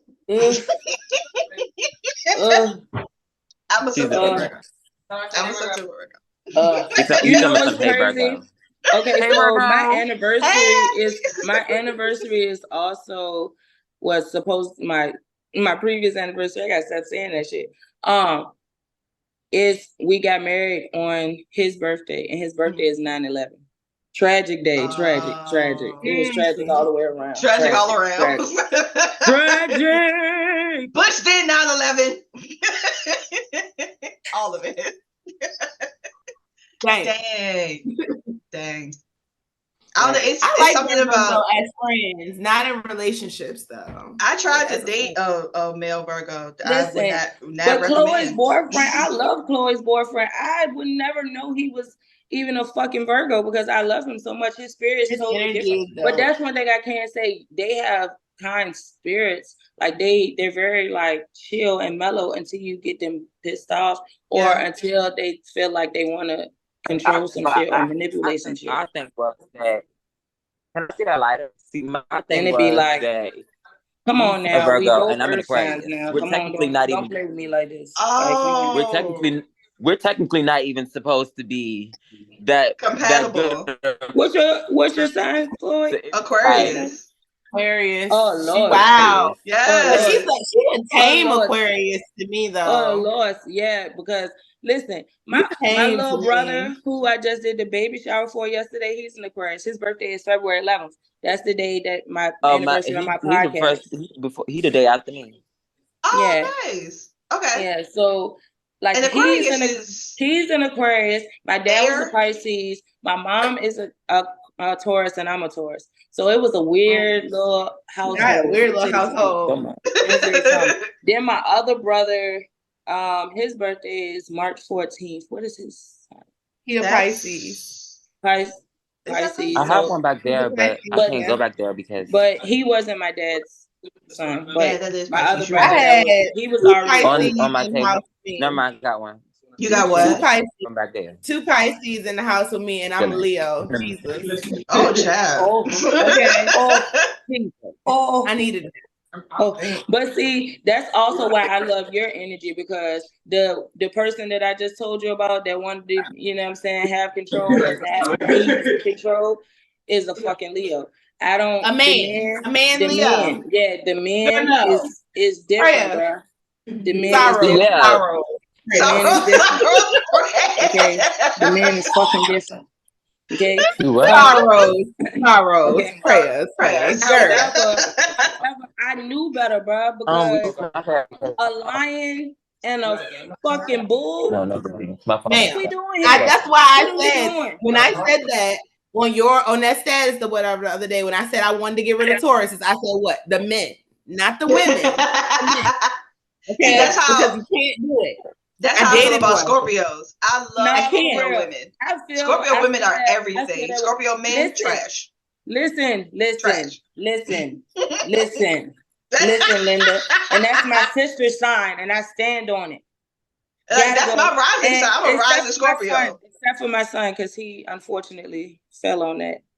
Lord. I feel like I ain't got no Taurus in me. He's such a sweetheart. He's such a sweetheart right now, and I'm so scared. Oh my God. I just know he's so kind that he always want to buy a little girl something and all that stuff. We be having that conversations, and he's in second grade. So it's like, why are you trying to buy gifts for Valentine's Day already? Like, relax, my bring guy. it down. Calm down. It's Okay. cute. But I will say, it's cute until you really think about it. Yeah. Is it like what is there to really think about?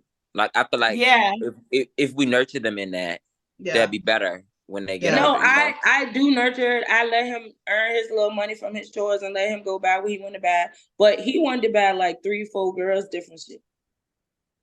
Oh, he a player. He like this my girlfriend, but this my friend. She be giving me some of her candy sometimes. I was like, boy, if you leave your money in your pocket, everybody. Don't stop he want to buy everybody something. And I'm like, I told him, I said, if this one's supposed to be a little girlfriend, because your friend, because what? If she's supposed to be a little girlfriend and you go and buy her something and then buy all the other girls the same thing you buying her, I don't think that's gonna go well, son. But is that making adult stuff and they little kid stuff? Right. It's like there's a level of adultification there. Hold on. To me, it's not. Because hold on, look at this. The reason I say that, it's not. Look at what they're teaching these kids in school right now. What you mean? Look at what they're teaching them. Like, for instance, their math. What I was doing in 6th or 7th grade, 2nd and 3rd graders are doing now. Mm-hmm. The stuff that they see, the stuff that they watch on YouTube, the conversations he comes to me with are way advanced, beyond him being 8 years old, what I know 8 years old to be when I was 8 years old. So I have to think about it like that, because it is like that. Like, he came to me a couple of times, like, I don't want to be her boyfriend no more because she didn't want to come sit with me at lunch. And I don't appreciate that. That wasn't nice. She went and sat with another boy. So this has already been sprinkled out there. Okay. They're already having the relationship fucking politics going on in second grade. They're so innocent and little. Why do they know that? Exactly, because that's what the world is now. The world is completely different now than it was when I was 8 years old or when you was 8 years old, bro. It's totally different. That make me sad. It does. It does. But it's I cry about it sometimes, but I also have to put my big girl panties on because I'm raising a black man. Yeah, but I don't know. I think he has to be well-rounded. Like, my niece is so sweet. Like, I swear, I don't. No, where'd you go? Oh. No. He was making a good point. I mean, I have. That's what it was looking like when I was dropping out. Mm-hmm. Yeah, yours was going like completely out, and then it would pop back up, and then completely out. Yeah, you would just be the bug and got Chrissy. That's crazy. That's crazy how they hating on us. They said, "Oh, they've been on here for real. They was talking for real." I was like, they having a good conversation. I was annoyed. I asked them. I was like, "Oh my God, this is getting on my nerves." I kept yelling every 5 minutes. They was like, "What is going on?" I said, "My internet keep messing up." This is what I don't. Listen, any other time I'm back here just chilling, listening to music or on YouTube, anything. This phone will never act up. Now look, because I want to do something positive and talk to the girl. Exactly. Today is the day they were like, "Nah, we gonna fuck with everything." That's how the haters be. But that's how the haters be though. When you be chilling and you don't be popping your shit, you don't be worried about you. But as soon as you pop out one time, look at her. She thinks she did something. Look at this bitch.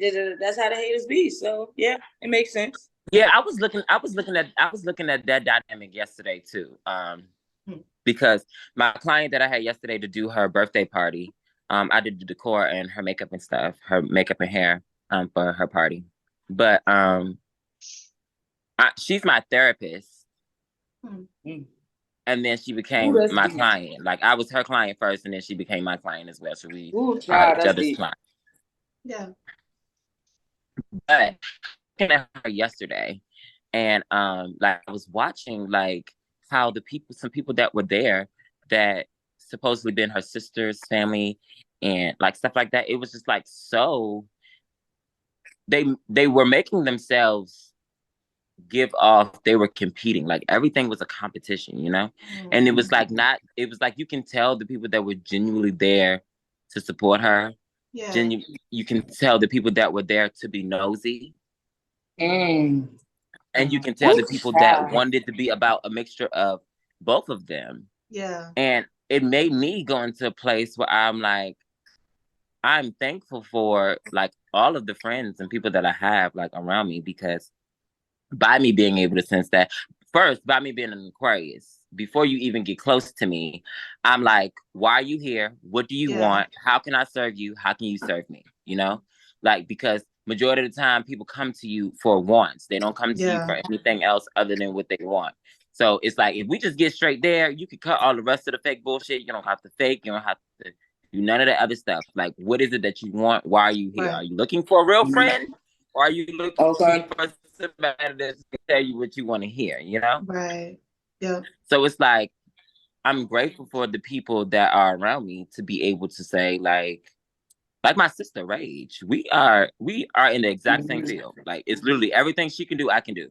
And we never even make it to who can do it better, because we do it differently. And I feel like that's what people mess up in. Like, instead of learning the dynamic of being able to balance each other out, they don't do that. Or teach each other things, learn from people. People are so fucking scared to say, oh, I learned this from her, or she put me on to this. Like, why? Yeah. Especially in sisterhoods. Like, I was just talking to like, it's like so many things that could. One of the reasons why Virginia is like people gravitate away is because the people here are like, everybody is, oh, because we do the same thing. Oh, I gotta be better than you, or I gotta say that I'm better than you. I gotta say that I'm the best. Yeah. And that's what hinders you, because you can't do nothing without a team of people. And it's okay to not. It's okay to be doing the same things, because we may be doing the same thing, but I'm not gonna do it like you, and vice versa. Yeah.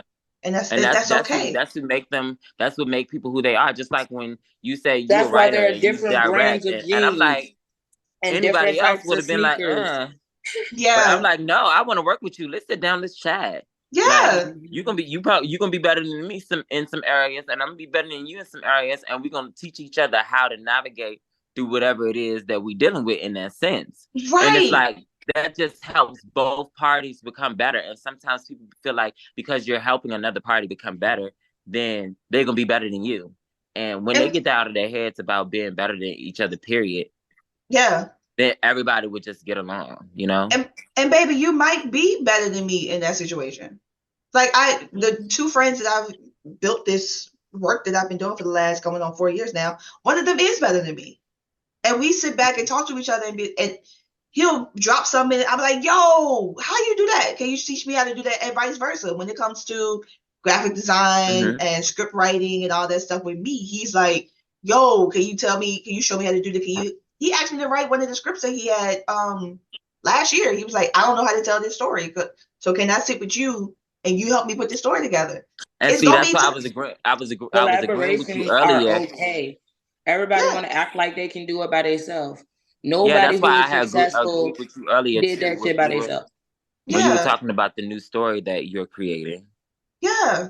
About you being the main character. That was one of my main reasons of why I have not pushed the project that I'm about to push this year. Like, I've been pushing it off because I'm like, now all of the characters are a mixture of me. But for the audience, they're all going to be separate people. Exactly. Yep. And so it's like, parts of me ran away from the writing portions because it made me go back into places that I already dug myself out of, certain traumas and things. But at the same time, it was like beautiful, because like I was also at a point where it was like, what's gonna happen to this point that's gonna like make me cry? Because like, it's like I've been through enough already that nothing even feels like it's hurting me, until it was like I got in that moment and I started reminiscing to be able to write and get those emotions out or bring Ooh, a different energy. Yep. I know exactly what But that's you the mean. beauty in it. Like I literally was able to cry about it and not be angry anymore. Yeah. So it's like I feel like the writing in it and like telling the story is therapeutic. Like I am, and that was another reason. Like my main character But the show, she deals with schizophrenia. So it's like dealing with that balance of that and the actual things that she's dealing with. It's like the character has to really be sustainable. Yeah, she has to be multi-layered. Like I'll tell them all the time, like, because I'm the one that wrote it. I'm the person that been through a lot of the shit that you're gonna have to say. Yep. So it's like I have to make sure that they are mentally capable of protruding the character as well. Yeah. And that takes a lot, because one of the things that I noticed when I started doing actual script writing and sending out those scripts for people to actually use them on screen, it's such a trip to watch people say your words out loud. It's such a trippy thing, because you're sitting there like, I was just writing this thing and now I'm watching somebody act it out. And it's, you get into your head about it. It's such a trippy thing, but it's also really, I can imagine. It's really cathartic, because you are putting an emotion out there that you, at one point in your life, that you thought you were the only person carrying. And now you're showing this to somebody else, and you're watching somebody else bring it to life. And you have notes sometimes. It's like, yo, I need you to cry right here. I need you to scream. I need you to hit. I need you to whatever. And when I realized that, oh shit, this got to be me. I can't put another person in this space. I know how cathartic and how healing is going to be for me, but it's been, I wish I would have known that 2 years ago. Oh wow! So that and see, that's why I feel like conversations like this be needing to happen, because I was trying my hardest. Like you are, my main character is the hardest person for me to cast. Like, because I'm so connected to that specific character that it's like I don't want to feel like I have to be on them like, no, do it again. That's not how I was feeling. That's not how it was. So it's like without having to, with all of just putting it into words. Yeah. So, but then I did have 2 people so far that's like, oh, I want to try it. Like based upon what it is that you're saying, that the character has to give, they have to do. And then I was talking to my sister, and then we was just like having a heart-to-heart conversation. And I was like, it was something she said. I don't even remember what subject we had got on. And like, I could feel her energy and the pain in behind what it was that she was expressing in that moment. Yeah. And I was like, if you felt, and it's crazy that I feel that parts of my story makes me feel like I have to look for a person that's been through a particular thing. But that's kind of what it made me feel like. Yeah. Like, there's a term for that. Like, it's a certain type of casting. I think it's called method acting and stuff like that. Yeah, something like that. Yeah. Yeah, because I'm like, that's what made, like, it's, to me, it makes sense. But you gotta really casting for a black male for a part between the ages of this, and like, it's the same thing. Like, because like some things are not able to be portrayed if you ain't been there. Yeah, if you have not been in that place before, or feel it. Like, you're gonna put reading this script for this part doesn't make you cry or feel some type of way, or you don't reminisce, it don't take you back to that time when, you know what I'm saying? It's not gonna hit the same. Especially if you're, and I was like, if you're doing something that's autobiographical. Yeah. I can't get autobiographical. Yeah, autobiographical. You'll want that to be right. Like, and I understand. That makes Because total I sense. feel like that too. Like I'm in the process, like I said, of writing my book in poetry form, but I'm also writing my book straight out. And I know eventually I'm gonna want it to be on screen. And I've already thought about that. Like I've already thought about the fact that for certain parts of my life. But let us know. You got 2 qualified people on the phone with you. Yeah, for we definitely gonna talk about it. But y'all, I'm so early Christy in can that play process. you. It's gonna take a long. She got the It's a booty. long time. And I also just got back into my writing bag. So that's another thing. Like I said, I got away from a lot of stuff. Like I started painting again first. I mean, first I started like doing little skits and stuff because I always like to do stuff like that. Then I started hosting and having people around and not like feeling like I wasn't safe everywhere. Yeah. Then I started painting again like I used to when I was younger. Then I started the podcast. I like talking shit. I like saying how I feel or hearing about how other people feel. I like that. Yeah. And now I'm back to writing. So it's like I'm slowly getting back to me. I love it. But like it's gonna be years before I'm ready to let anybody like act it out and stuff. You say that, but you never know. You never know, right? You never know. I Listen, literally I had to be ask sitting myself here the like same question. I be sitting here like, do you really want to tell that part? Like, right? You want to say I was that? like, You want to tell do I all of really want to that? be this raw? Like, it's like, how much truth do you want to tell them? You want to, some stuff you want to act like didn't happen. You don't want to say that. They gonna look at you crazy as shit. Them people, everybody, they gonna be mad. Oh, they gonna stop talking to you. Everybody gonna cut you off. Like that's what I'm preparing myself for. I had some of those moments in writing now. Yeah. And so it was like, oh, do I want to write this? Because the crowd might not know who the real person is. But that person, if they come to watch, they're going to know. But then I was like, no, I got to get this out for me.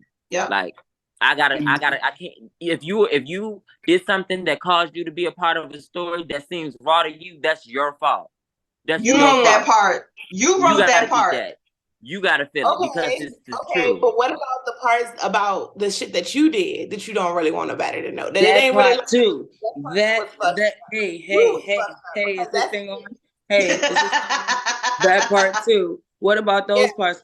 Because those also some of the parts that I don't really want to talk about. I don't really want. But that's what's so. Like people shouldn't. That's what's so beautiful about that, though, and like, that's what I like about that. For instance, Joy brought up BDSM. I was a part of that life for a long time, so it's like, do I really want to talk about that? Do I really want to let people know mine is how worship. Pressha be? I don't give a fuck about being tied up and all that shit. I'm talking about the fucked up shit that I'm not talking. I'm not. That nobody knows. But that's what. Yeah, that part too. But that's the beautiful thing about our story. That's a coming to Jesus moment. That's a coming to Jesus moment. Like it's also okay. So also, that's the thing. That's why I said, how much truth do you want to tell? Because some shit you already basically volunteer information, but some shit it's like, is you ready to fight?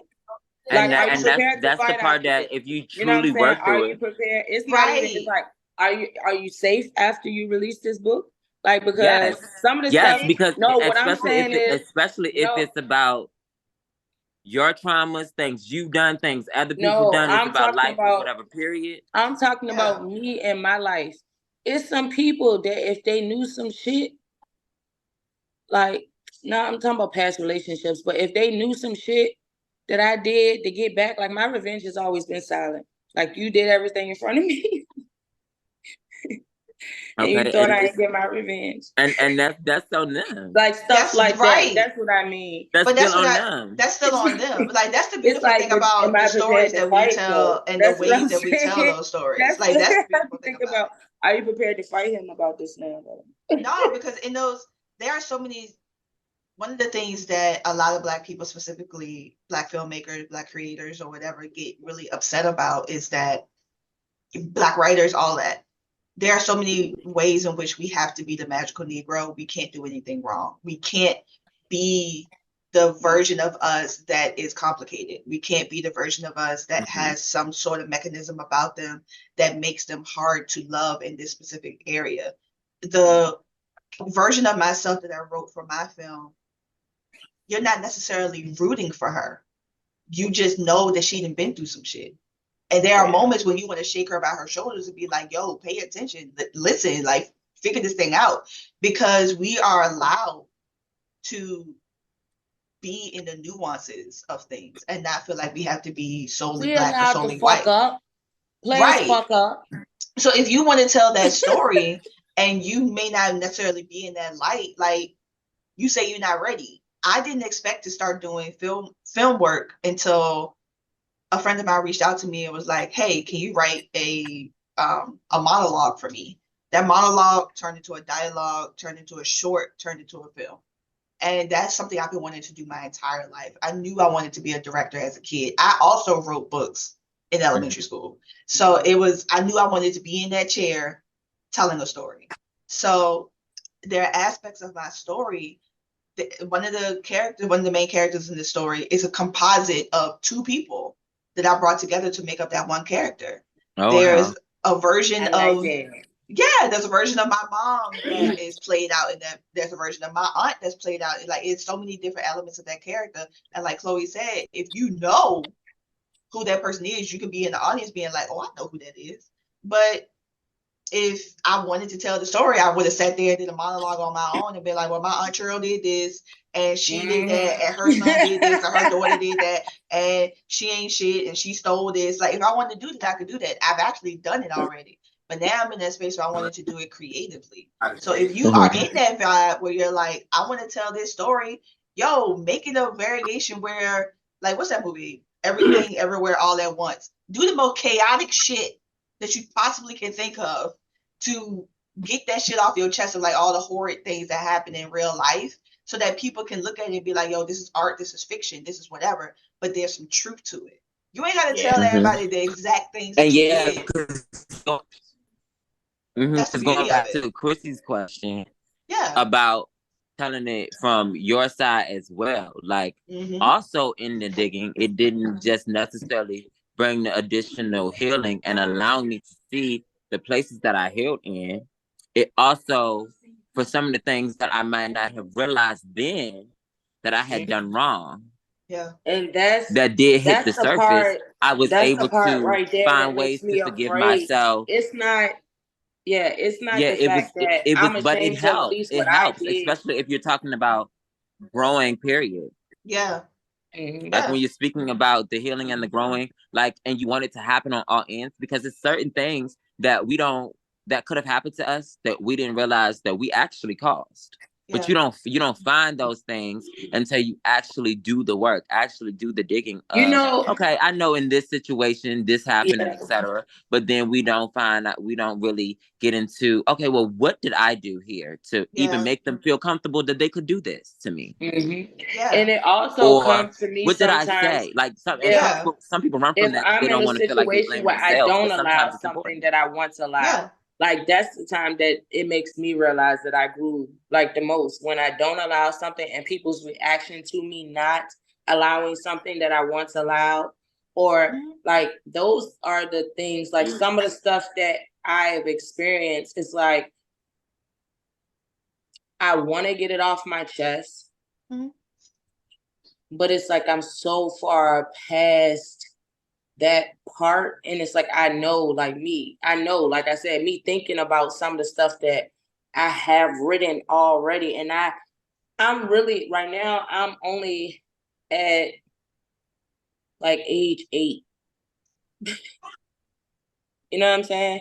So this is where it start getting crazy, for real. So it's like knowing the parts, and like some people have evolved and I've forgiven, and certain situations like are totally different, but there are some things that I know, or some things that were done that people don't even know that I know were done to me. There are certain things like there are certain situations I've been in where people didn't know that I had cameras in my house and they did stuff while I was asleep. And I've never said anything other than me going to check myself at the doctor. Yes. So that's the stuff. But the part that's the part that comes with the healing, like being able to talk about it, writing it down, like the same thing like you said this earlier, whole like academics thing with that girl talking about that in that video. Yeah. Where her yeah. It's okay. It's okay. We're here. Mm-hmm. We're here. And it's okay to tell your story. Yeah, it's like when you are truly healed from something or healing from something, like people like to say that it it's fucked easier me up said than because done, but it I is. forgot about that shit until I started writing.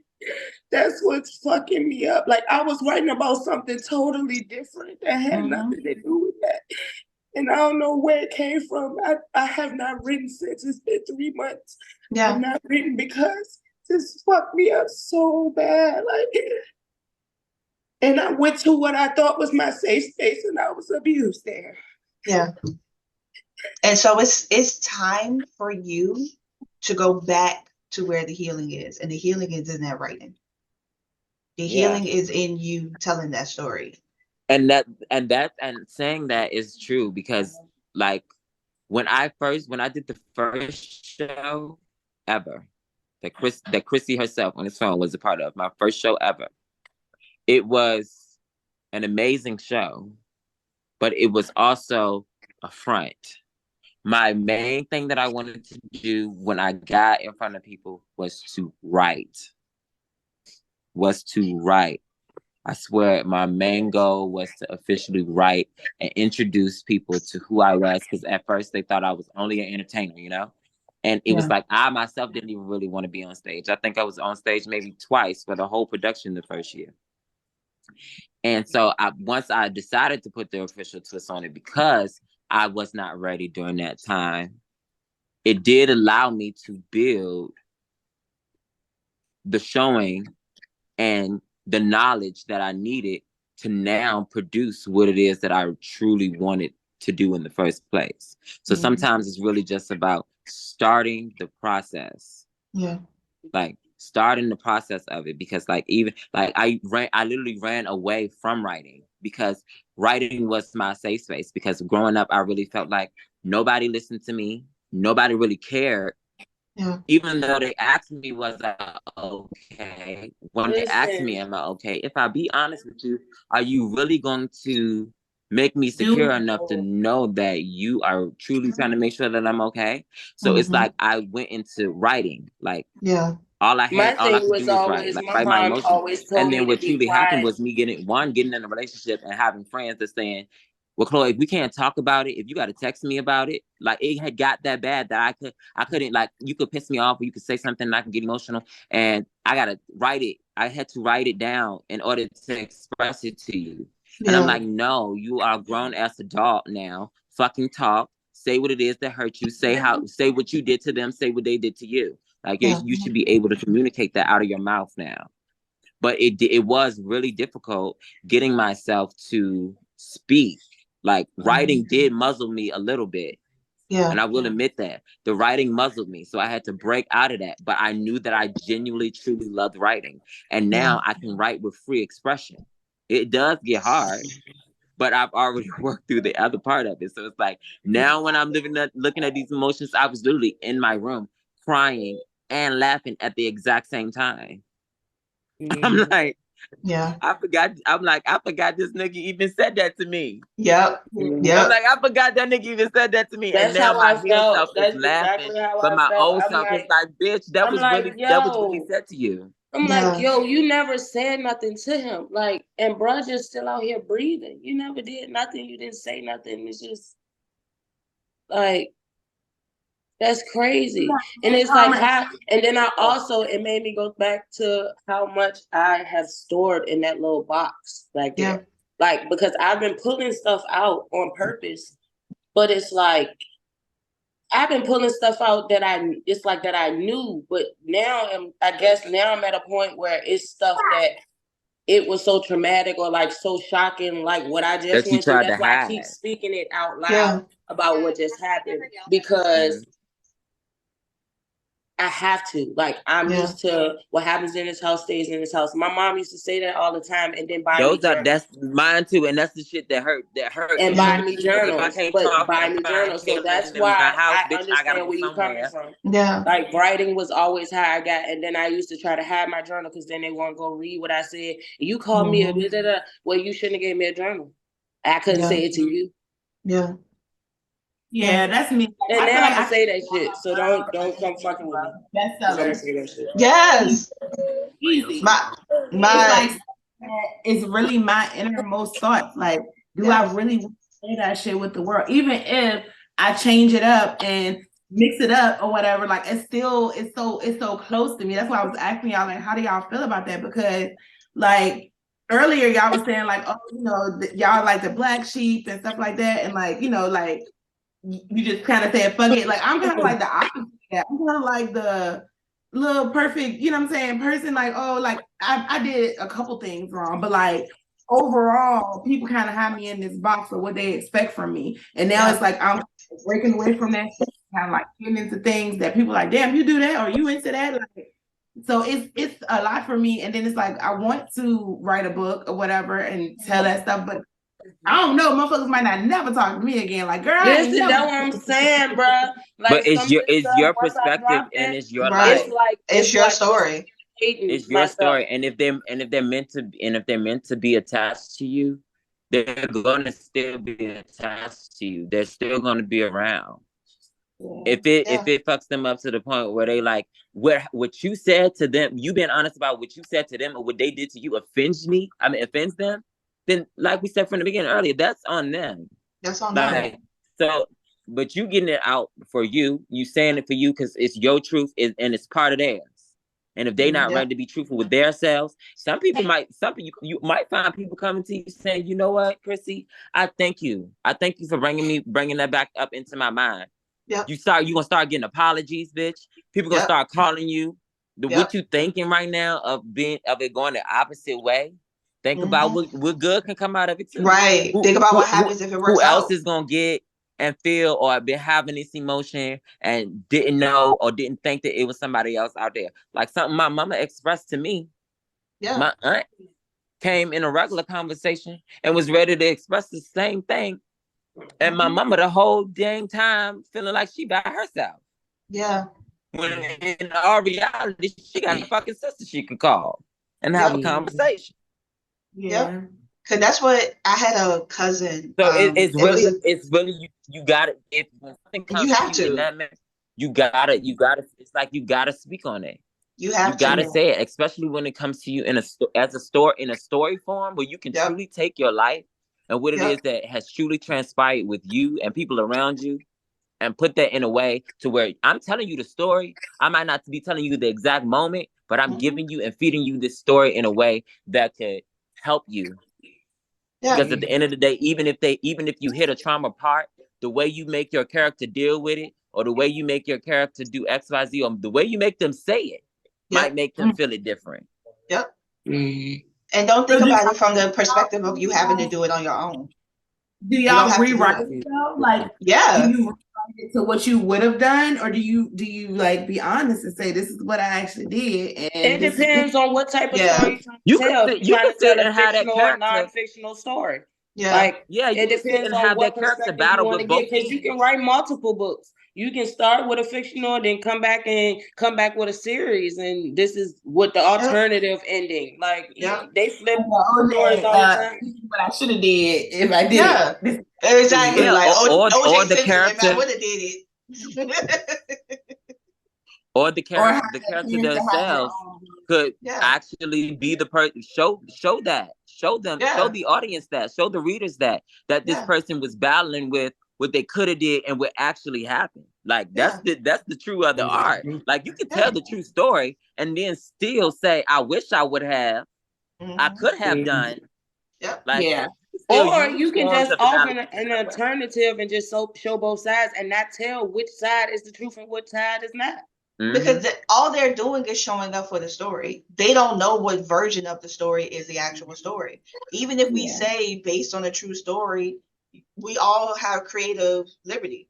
So whatever version of that thing that I decide to take it on is what it's going to be. One of the things that I was working on before I finally landed on this film, I wanted to like write a play about this thing, about the relationship between me and my mom and the breakdown of that. And that's still something I want to do, not necessarily that story, but I do want to write a play. I want all the hyphens. I want playwright, filmmaker, all that. I want all of it. I know that. So I'm like, it comes from a space of deciding what story is worthy of you telling without you worrying about who's going to come around to say what. My cousin and I were talking on the anniversary of my mom's passing in December.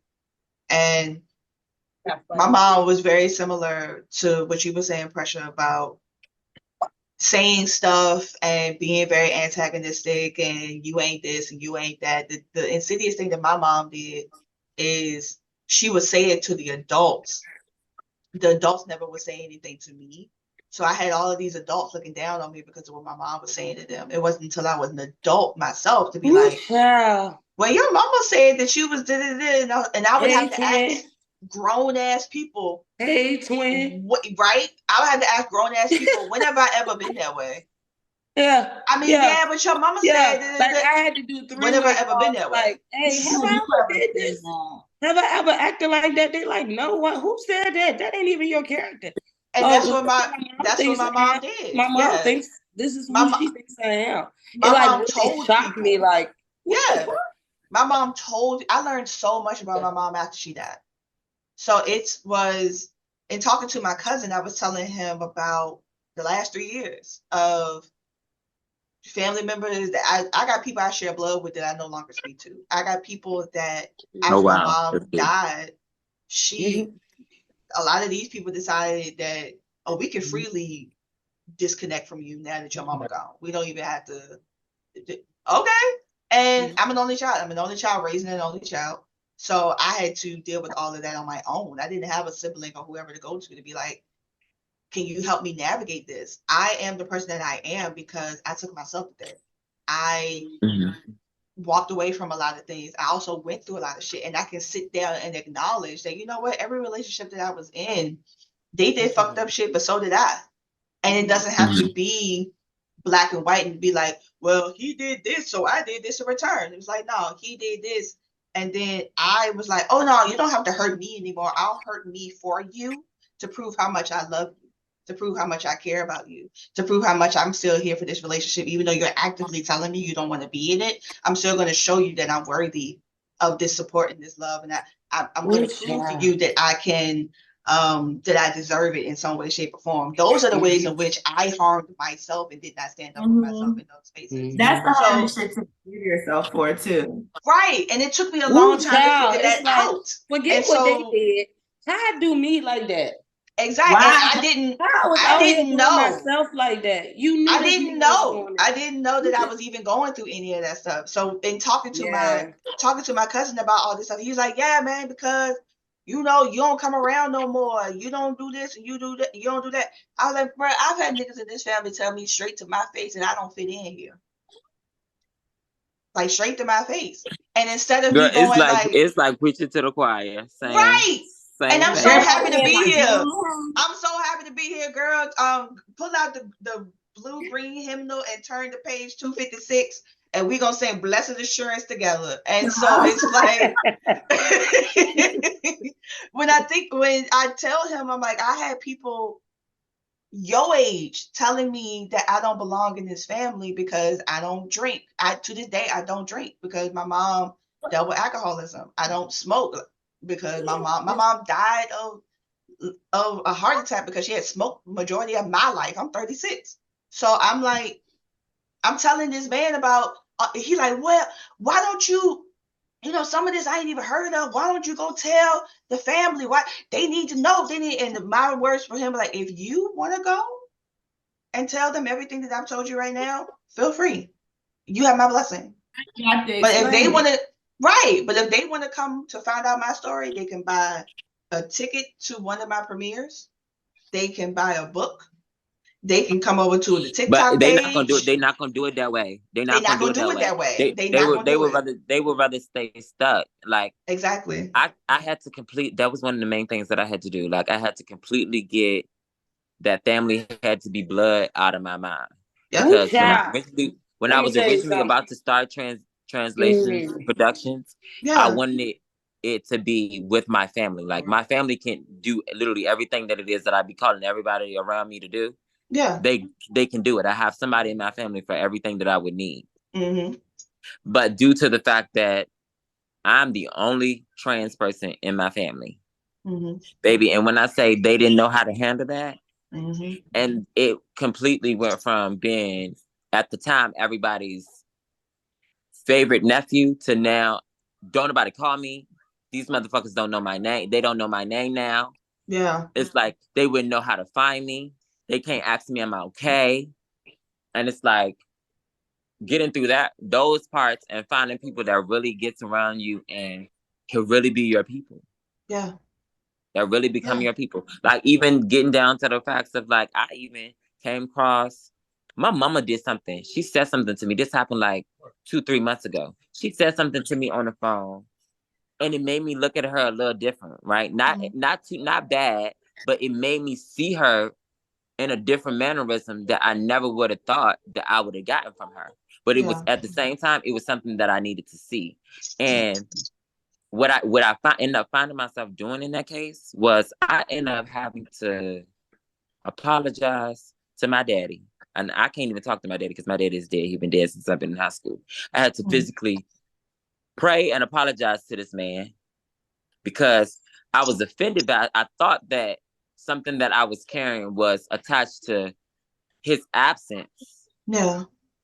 But it actually came from a part of my mom that was present, that was right there in my face, that I really didn't know that was what was occurring. Ooh, child.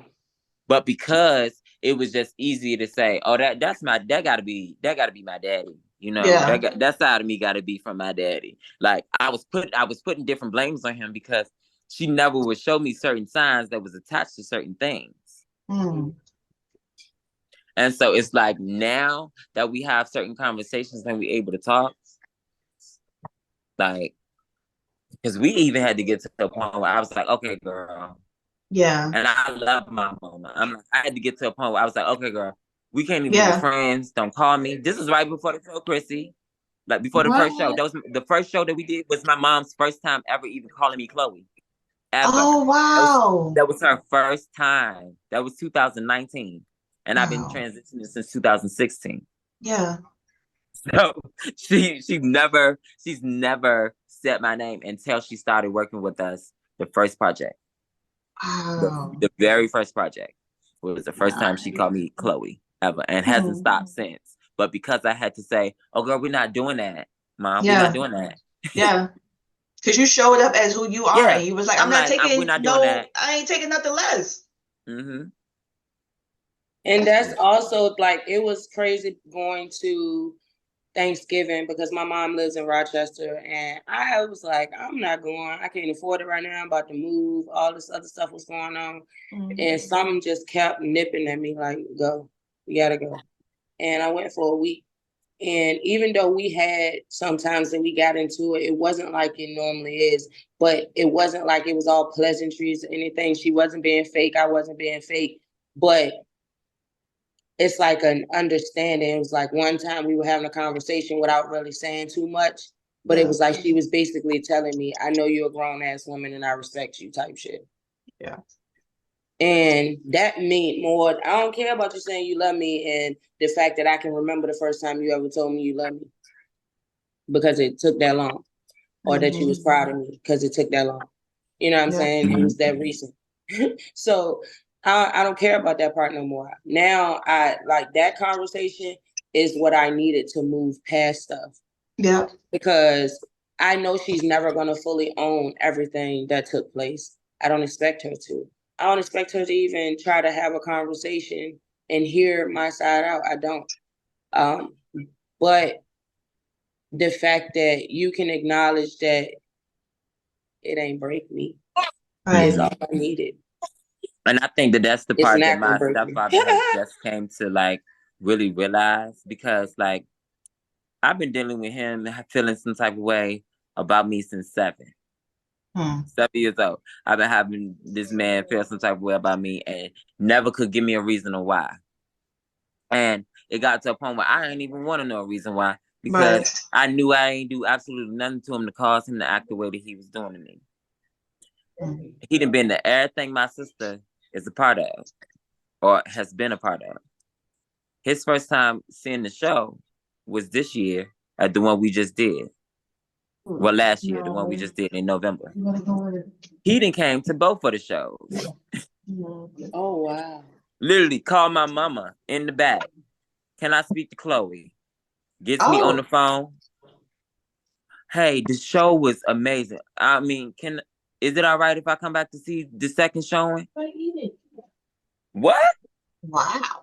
Nigga, that's the first time you even made it seem like something that I did was good enough for you to say spit, span, spaghetti, oh, hello. And I said, Mom, tell him come on. Yeah. Tell him come on. And now since then, she's like, I don't know. She's like, I don't know what's going on. But he would not stop talking about that show. And I said, see, people judge you with their eyes. I don't want to talk about they this judge show. people stop judging people. I wish I could watch it. That's why I asked about the pictures and stuff the other day. Like, listen, I just want to see. Their friend got him. He the just rest wasn't of my emailing pictures. I want to see the rest of my pictures, since I ain't in no bulletin. You no longer own the rights to the photos. Right. That's crazy how y'all do that. That's like crazy. I still promoted the show and everything. I know, bitch. You promoted the show up until the day the show happened. Exactly. I still promoted. I was still talking about it on the podcast, even outside of the translations episode. And I appreciated that, because even people that has been part of my productions previously that weren't chosen to be a part of this production, that would have been sharing it for the last 4 years, they ain't even pick up. They ain't even hit the share button not one time this time. That's disrespectful. No, I really believed in it, and I really knew it was like reading the script, and then when you remix the script and made a whole new script and made a whole new songs and everything, characters, I was so fucking hurt I couldn't be in it. Oh my god! Was this Wizard of I don't even Oz? understand. It was we get trapped in no, Oz. it was not. It was not. It was supposed to be. It was a remix. Did it a whole different way. Oh, I loved it. The Grand Shaman. Because I saw it, I was like, wisdom, and I saw the and I was like, oh, that's dope. I was like, I love it. It was great. It was all original songs, all original choreography. The fucking man, I wanted to be a 10 original songs, actually, a whole album, 10 original songs. Major Girl, a songwriter, co-songwriter. Yes. You made her a singer too. Christy said one time in practice, she said, I'm a singer. I said, what? She said, I'm a singing. Stop playing. Stop laughing. I'm being serious. I said, okay, singing, Christy. She just did it. I know that's right. And I said, okay. I was like, no, I'm serious. Don't play with me right now. Don't even look at me. I'm so She was like, I'm telling y'all, I'm ready. What's up? Like, stop before I tell myself no. And I was still like, okay. asking me about that damn picture in the green dress. They like, what the rest of your pictures? I'm like, I don't have them. Leave me alone. It was a show. I couldn't be in it. Leave me alone. Oh my god. Where can we is it did you film it? Is it can we watch it? Yeah, I just gotta get the video so I can edit it. Okay. But I was debating on whether I was gonna put it out or not, because we were gonna do it again, but then I paid doing it again because I didn't want to have to go through all the extra stuff that would have came behind doing it again. Let this be the director's cut. That way you ain't gotta ever do it again. This is the director's cut. Still looking at the costumes. Might as well. Might as well. Might as well. Cause I can be in it this time. Fuck that. Look, I was like, if they go on the road, I'm gonna find me a way to come back. I'm gonna give me a I was sugar like, daddy. I'll come audition and everything. So I'm get coming you, back. yes, get you a Thai sugar daddy and be on Because your way. I want to be. What was? I can't remember which name is the right name because we had to switch names. What? Oh, feet finder. Yeah, Poinsettia so bad. Poinsettia, girl, we was Poinsettia, girl. Look, No, y'all know I about talk about it because the fucking. I already know it was eaten. I already know it was given. I already know the fucking wind was fucking winded. I already know the Charmin was shitting on people, and I was at work serving fucking drinks. Look, just gotta make it. All right, just gotta make it. It got me to sing. It got me to sing for the first time live in front of people even knew me. But then Chloe remixed it again, and she put the poinsettia shit on her Christmas tree. That was the dopest fucking Christmas tree, dog. Oh, that's gonna be amazing. Like the Christmas tree was poinsettia, like all the shit from the pieces from our costume. I even had she had these dope ass hats. She had the hat up there like the angel. Like, why you so? I don't understand it. You have to do this in the even if it's just traveling the East Coast or something. Like you gotta do something. you gotta tell you something. That show, I was just only in because there the like, characters oh my are God, so familiar to people. Wait. I didn't want to push that extreme because I don't want to have to be dealing with the directors of the wig. But see, I thought it was different. Listen, because before I had to fully drop out, it take a lot. And I commend Chloe because Chloe got thicker skin than me because I would have had punched somebody mama in their mouth or had told people where they could put their ideas and how valuable they were not. Like I would have, I had a lot that I would have said if I was in Chloe's shoes. So I commend Chloe because better woman than me. Because ain't no fucking way. Like it was some I was ready to say, Chrissy, no. They helped me. They helped me a lot.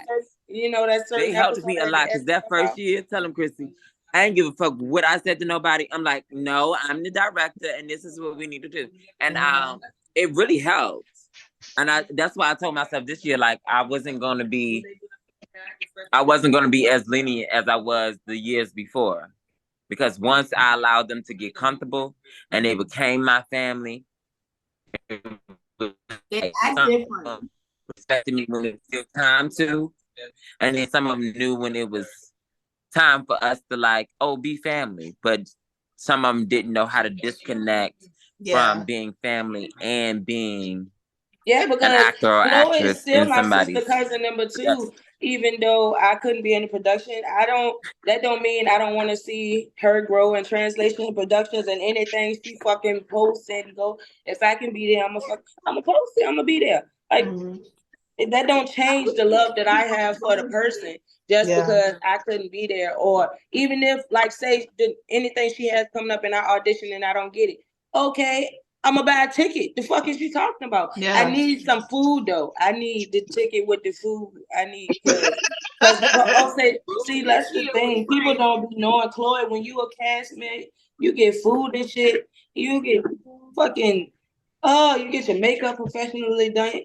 You get custom made. You get custom made wigs, fucking connections. Yeah, that's right. You might get a client or 2 or 7. The people that you might learn a new trade. You become so close with them people, when you want to La familia. Like I'm still friends with all of them except for certain people. That we was never friends. I was there to say that you never even became attached to. Y'all, everybody who's on here currently know I don't like people. So it's okay. It's a safe space. I'm fine. I just, I don't. If I like you, I like you. And if I don't, I don't. And you know how a man can just be honest and say, I don't really want to be in a relationship with you. Like a just me and you situation. Like I'm not right there. That's not what I want to do. But you have fun, you do you. You know what I'm saying? But I'm gonna be honest with you. But men can't deal with the other side of it. That's always the problem. So they'll either pretend. So they'll either pretend like it's just y'all, or they'll just say, "I don't want to be in a relationship," and then get in their feelings if you talk to somebody else. It's immaturity on both parts. It's either way, it's immature. That's where jealousy gonna come in. That's where the territorialness gonna come in, because you made it like this between us. Yep. Mm-hmm. And I feel like, and that's how I view being single and all these things now. I'm very much in the space of, you got one time to breathe wrong. You got one time. And it was that thread, or I forgot, if I don't like that smell, I'm sorry. Or Twitter, it was one of them, but it was a thread, and dude had made a video about, you can't be with a woman that's been single for too long because you could breathe wrong, or she'll be like, you know what, this ain't working out. I've been single for 6 years. That you can look at me wrong, I'll be like, nah, you know what? Never mind, I'm good. And I get the ick real quick. Because so I'm like, yes. I get the ick very quickly. I get the ick very quickly. I don't know if it's a Virgo thing where we can look at something and be like, oh hell no. It's like, we get the ick super quick. And if you can walk into the room wrong, and I'll be like, you know what? Never mind. She was like, this man was doing all this stuff for her, buying her shit, would do anything for her, but he said shrimp. And he got You know what? This has been fun. I've had a great time. I have, you know what? I'm so, you know what? Thank you so much. I'm going to go. I have stuff to do that don't I ever don't even reach know out what to me I have again. so much to do. I can't even remember what it is right now. But I'll let you know how it went once I'm finished. Once I'm done, you know what? I will reach out to you when and if the time comes. In the meantime, thank you so much for this time. I've been so appreciative. You're good. If you do that, you're good. I'm because that's how I am. I'm very much like, you're single now. Don't worry about it. I'm a ghoster, so like, you do something. Oh Lord. I can make you think that you imagined me. Like, damn, I can't find that bitch nowhere. Yeah, I'm dead. Yeah, no explanation. None. Yeah, that's pretty much where I am now. I wasn't always like this. It used to be a process to get removed. You know what I'm saying? Like I told you, I removed my presence. That's always been my thing. But I used to do it like, take time, like, hey, you fucking up. Hey, I don't like that shit. You're doing it again. Now it just be like, they'll bump into me out somewhere and be like, damn, what happened? I don't know, keep walking. Like, I'm not even about to have a conversation. We don't have to talk. You know what the fuck you did, just like I know what the fuck you did. We ain't got to exchange none of that shit. Bye. Especially if we only like just started talking and you call yourself trying to get to know me, you want to date me. Boy, next. Yeah. But my friend told me that I shouldn't do that, though, that like ghosting people is fucked up. Like, you should tell people why you stopped talking to them. I don't think so. I feel like, listen, I don't owe anybody any part of my energy. I don't owe you that. Just like I didn't deserve whatever you did to piss me off like that. I don't owe you shit. Like, especially like little stuff. Okay, so this is also the thing about that. You have to be willing to accept if it happens to you as well. If you can accept that, then cool. That's what I'm saying. If you can accept that, then cool. Yeah. As long as you can accept the karma from it, then cool. But I don't really think I don't feel like I owe explanations to people because we adults. Like, I don't deal with children. Not good for you. What you say, Chloe? I said, if a person is not good for you, then why can you're not gonna care about them being in your space anyway? So if you go, I don't feel like there's something that karma gonna come from. Yeah. No, what I'm saying is, if she, like, when I say, I don't mean necessarily karma. What I'm saying is, if you can't take it, don't dish it type thing. So she said she can take it, so no problem. Like, I don't subscribe to doing stuff to people or asking people things of people that you wouldn't give or that you wouldn't be okay with. Like, if she cool with dealing with people ghosting her and she feel like ghosting people works best for her boundaries, work for me. Cause like I said, I'm at that point myself now. Like, I don't feel like I have to explain that to you, especially for me, because the only way that I'm really going to ghost you is if you do one of my my no-shows. I'm not one of them people that if you say shrimps, I'm going to cut you out. I'm going to correct you. I'm going to correct you. I'm going to correct you. I'm going to let you know that's not okay. You said shrimps? Okay. But if you, like, for instance, if I say something about me going somewhere or doing something, and you go into oh, you better not do this, and you better not do that, you better not wear this, and wear that, like those type of conversations and comments, or I put on something and you automatically, like if I post a picture or something, and you say stuff like that comment that dude made to Shauna, you know what I'm saying, like, or what you trying to get your hoes and stuff like that, those insecurity things and shit like that. Yes, I am. Yes, I am. I am trying to get I all want the old hoes. I want the new hoes. I want the favorite hoes. I want you and your daddy. I already got your daddy. More money, but you got more dick. I already got your daddy in my inbox anyway. So I need you to stop with the way that you're talking to me before I make you my stepson. And then I be tripping off the dudes because when dudes be trying to talk to me crazy, I really now I have owned the fact that I'm dumb at heart. So I let them know, like, do you know I used to get paid to talk to niggas crazy, and you want me to do this for free? Right. Like if you got a kink, just say that. Who are you talking to? Who are you talking to? If you have a kink, just say that. Just open up about the kink. Because I have somebody right now that I know he's a sub. He don't know he's a sub, but he's a fucking sub. Like anytime you text the phone and ask to eat somebody for lunch, Chrissy? Just go back to work. Like nothing happened.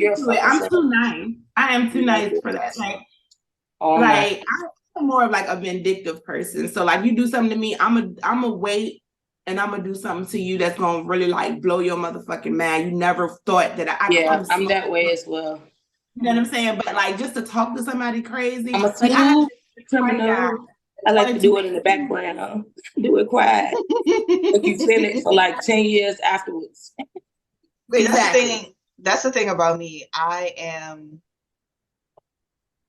know how powerful my words are. So I will say something to you, about you, over you, or whatever, and you'll just go about your day and be like, "Oh, well, yeah, nothing happened." It won't hit you until you just hit your head and the pillow just connected, and you just shoot up and be like, "What?"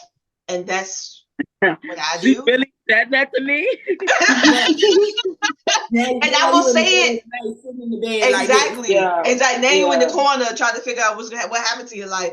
And I'm very much this. I'm going to say it in this cadence. I'm going to say it exactly like this. I'm going to look at you. I don't know if it's probably a Virgo thing. When we get mad, majority of us, we're gonna sit crisscross applesauce, and we just gonna look at you and be like, "Let me tell you all the ways in the cadence that I'm speaking in right now, all the ways in which you have me fucked up. Please understand that what's not going to happen is this. So let me go forward." And that's how we're going to do it. And I'm just going to sit there. I was on, what's the app called? Pure? Because I really wanted to kind of get into my Dom thing as well. To be like, I've had multiple people tell me, like, if you're not a switch, you are definitely a Dom. And I'm like, I can see it. And so I went on there. I became an emotional Dom for people because immediate strangers were like, you get the weird ones. It's like, let me see your feet. But then you get the other ones that are like, I just need somebody to talk to. And I found myself like helping somebody work through how they did not know their voice or didn't know how to find their voice.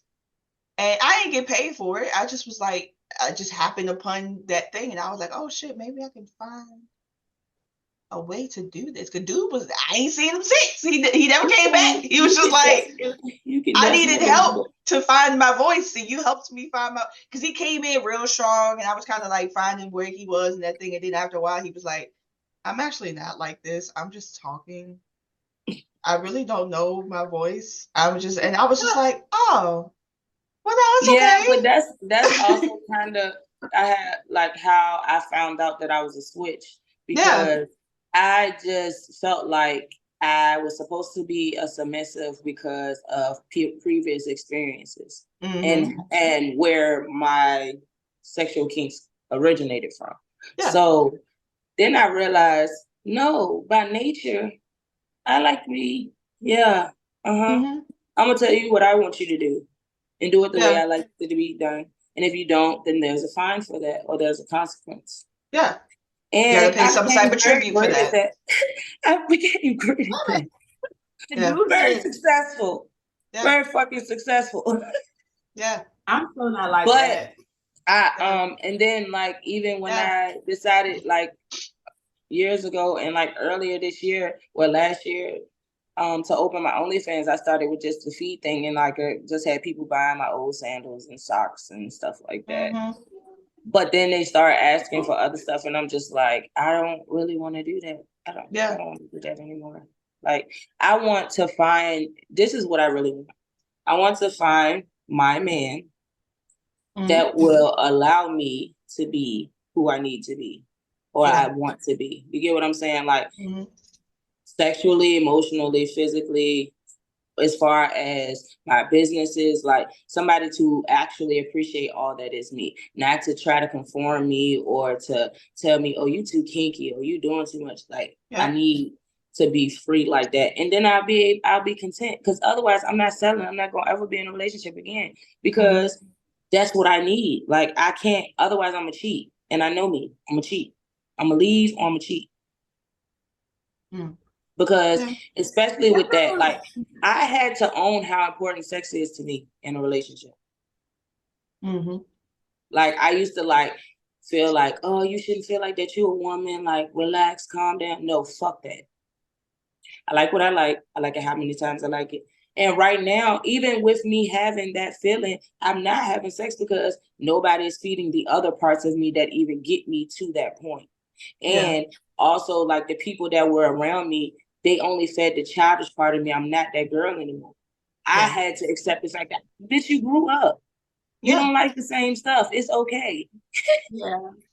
That is my issue though. Like here, like being here in like what is like Sin City, Sex City, everybody's selling pussy, fucking, and I'm not. Like, it's crazy thing. Like the guy, you know, he was actually in Vegas for real. Like, no, seriously, like, what are you doing about your needs and stuff? I'm like, what needs, nigga? I'm good. Like, I'm just chilling or whatever. I'm not even worried about it, because I can't just go out here and be like, ooh, you sexy, let's fuck. Because I'm telling you, 5 minutes into it, I'm about to be pissed. Like, why is this man on top of me? Who are you? I don't know you. Get the fuck off me. Like, it's not even ready to be nothing. Make me cringe. It's gonna make me cringe. It's creepy. I gotta feel some type of way about you at this point in my life. I can't just be out here fucking. And then also, I know how good this pussy is. Like, y'all gotta understand that too. And I also like, that's one of the main points, actually, if it's not the main point. Like, I'm not just handing this out. Y'all got me fucked up. Because it's good and I'm here. You know what I'm saying? Because I could sell it if I wanted to, but I don't want to do that either. I just need to just do nothing. So that's what I'm doing. Exactly nothing. I'm chilling. I'm chillaxing. Still hung up on, you know, my last little situation at home. Like, but I'm like, shit, that nigga gonna be fucking if he ain't already. He is. So I need to get over it, but whatever. This is why I know it gets tricky in Asian countries, so I ain't even gonna say it. But this is why I keep my toy chest as voluminous as possible. This is why. Toys. All my toys are in the storage in Richmond in my friend's storage. Oh, you playing? Do you need to go get them and send it to you, sister? Let me tell you something. Right. Do we need to pull an offering together to do the your boyfriends with you? You supposed to keep your boyfriends with you at all times.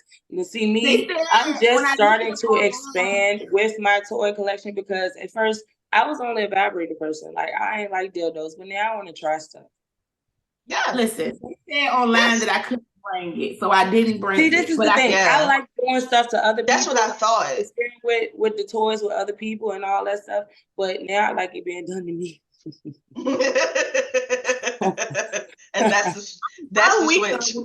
Exactly. He said, why don't you just order a new toothbrush? I was like, order a new toothbrush? He's like, yeah, order yourself a new toothbrush and just hurry it over. It's just like a vibrator. I was like, I don't know why you but okay. Like that's what I was thinking when I was like, because I know there are some Asian countries that you can't even bring them, like you said online, like you can't even bring it into the country. So I was like, damn, I don't even know. But when I got there, they didn't even look through my stuff at customs, so technically I could have bought it. Ain't that some shit? But you wouldn't know that until you get there, and then they'd be like, "We're holding you." Exactly. Because that's what I was saying. Like in Thailand, it might be a little bit different. It'd be different if she lived in Singapore. They could potentially lock her up. Maybe if you try to get it off Wish, it might be okay. I'm not even like a masturbator or anything like that's not Temu or Wish. Try that. Okay, that makes sense. I don't know if Amazon will work. The factory is shut down or the factory is working. Oh, okay. I understand. I got you. There's no in between. No, I feel you though, because I noticed that too. The only time that I really have the desire to use my stuff, you know what I'm saying, my toys, is if I have an active sex partner. Like it's like a thing, like a prequel type thing. Like, oh, I know I'm gonna see him later. It's making me feel some type of way. Let me get this off, and then I'm gonna get off again. That's normally how it works. Or you didn't completely finish it, so let me finish it. Exactly. So normally if I don't have nobody, like right now, I don't want that shit.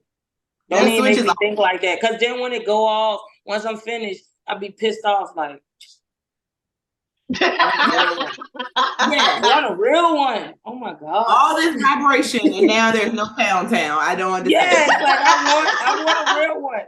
I need veins and stuff. I don't like just. Yeah. I don't know. That's why I've never had a dildo, because I don't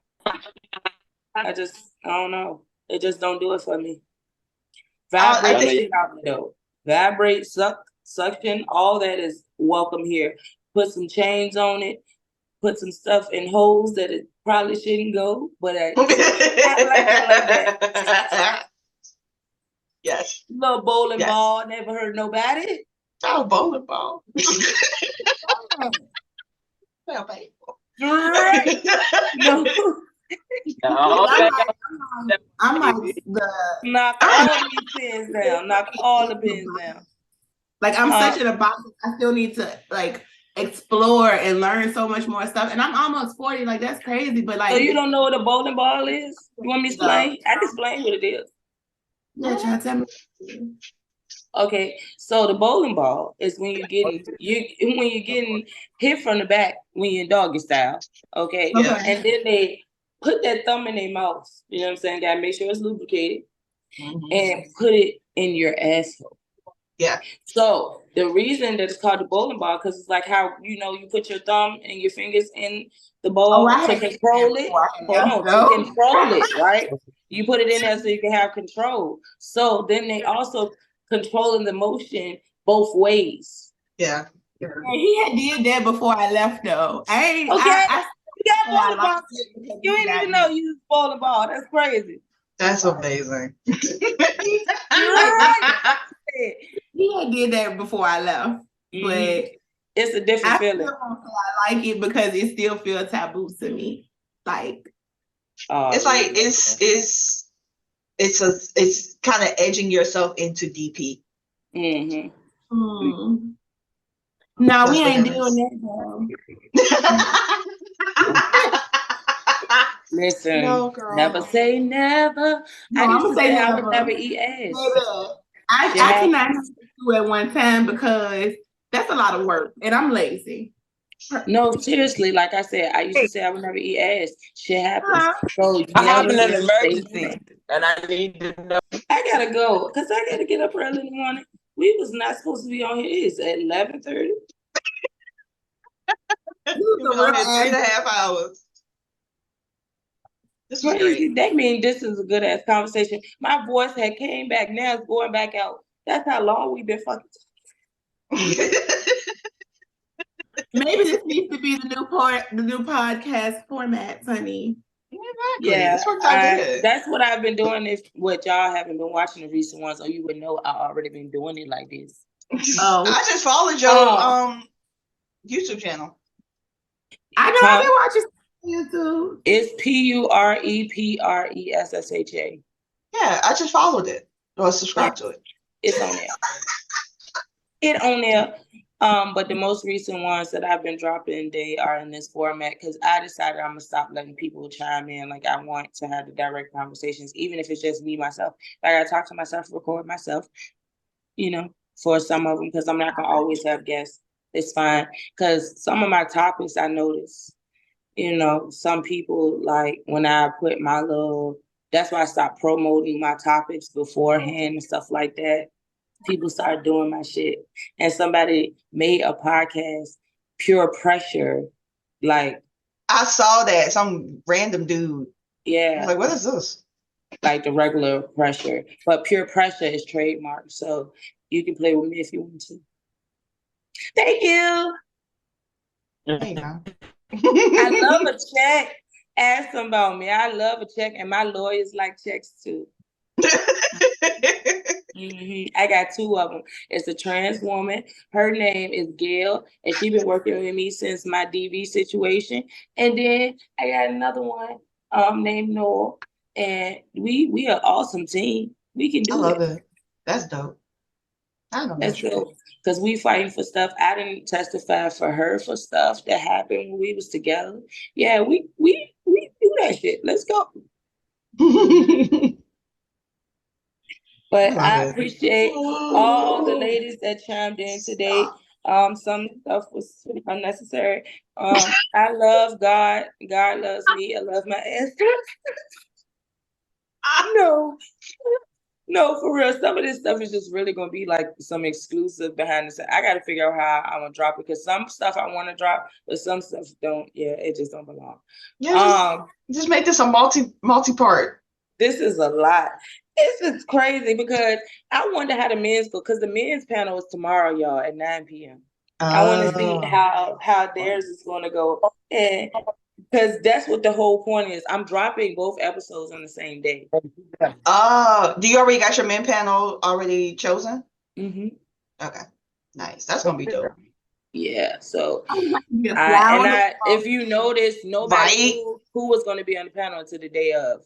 Like, even though y'all said y'all wanted to, I hear everybody in their inbox. I'm not. It's none of your business because some people didn't get chosen for a reason. Like some people I recognize don't respect my platform. Like they take Peer Pressure podcast as a joke. So they come on my platform and they talk certain ways and they do certain things. Like, yeah, I smoke and I drink, but as you see, I don't let myself get past a certain point. It's certain things I'm not going to do. If I feel myself getting a little too much, I'm going to cut it short, whatever. Because this is my business and I take it very seriously and this is my baby. So we're not going to do that. So yeah, some people just can't go with you. I love y'all. I really appreciate y'all. This conversation was dope as shit. Like the people who didn't come, because there was supposed to be at least 8 ladies in here. So you see what happened, and that's fine. God, they make it what it's supposed to be. Like I have always stood on that. The people that have flaked on my podcast and not come through and all that type of stuff, it's fine. Period. I'm trying to build my shit up, Right. I'm trying to get monetized on YouTube. That's why I tag people and put people as collaborators, and sometimes people don't accept the collaboration and stuff, and it's fine. But when I take off, don't be trying to go back and hit that button. Don't try to go review request then. I don't want to hear it. Yep. Because I have a lot that I got going on that I'm not saying nothing about, that I can't say anything about. Yeah. But yeah, I'm working. This is not a joke to me at all. And I'm gonna do it for the culture, not for Vine. That's it. I love y'all. Y'all I'm your show me friend. I know. I'm your show me friend. So you gotta show me that you've been working. I know. Show me pressure. I know. Put the pressure on me. Put the pressure I already know how you come in. That's how I like it. That's how I need that for real. Because I'm a procrastinator. That's it. I was looking for you like this. I can't do it. It'd be a procrastinator because I'm always trying to do some shit or stuff at one time. Yeah. So some go fall short. Some go fall short because I be doing too much at one time. Like I was looking at all the stuff that I was doing while planning my brother's baby shower. Like, hey, bruh, don't you need some sleep like right now? I haven't been to sleep in like 4 days for real, y'all. Oh, bro, you gotta go to bed. That's All why I right, wrap just it up, told y'all girl. I gotta Time to go. go night night. Yeah, I gotta go. And I gotta get up at 7:00 to take my son to school. So I love y'all. This is on YouTube at 12 a.m. Eastern Standard Time. Y'all make sure y'all tap in. Y'all make sure y'all follow all the ladies. I will be tagging everyone so y'all can see what they have going on to support all the Black-owned businesses, the Black women that's out here. I know y'all seen the shout out that I gave y'all because I've been watching y'all. Everybody's still doing stuff. Like I said, I seen the casting call. I seen you over here with these other photo shoots. I seen you over here. I live in La Vida Loca. I'm just trying to get like her when I grow up. But y'all have a good night. Be blessed. You too. Later. I still got the whole day ahead of me. Be safe. Yes, you do. I forgot it was morning over there. What time is it there? God damn it. It's 11:41 a.m. Yeah, that's crazy. And that's commitment right there. That's why she up. commitment. Yeah, I love that. I definitely appreciate that. It means a lot. I'll see y'all later. Later. See y'all later.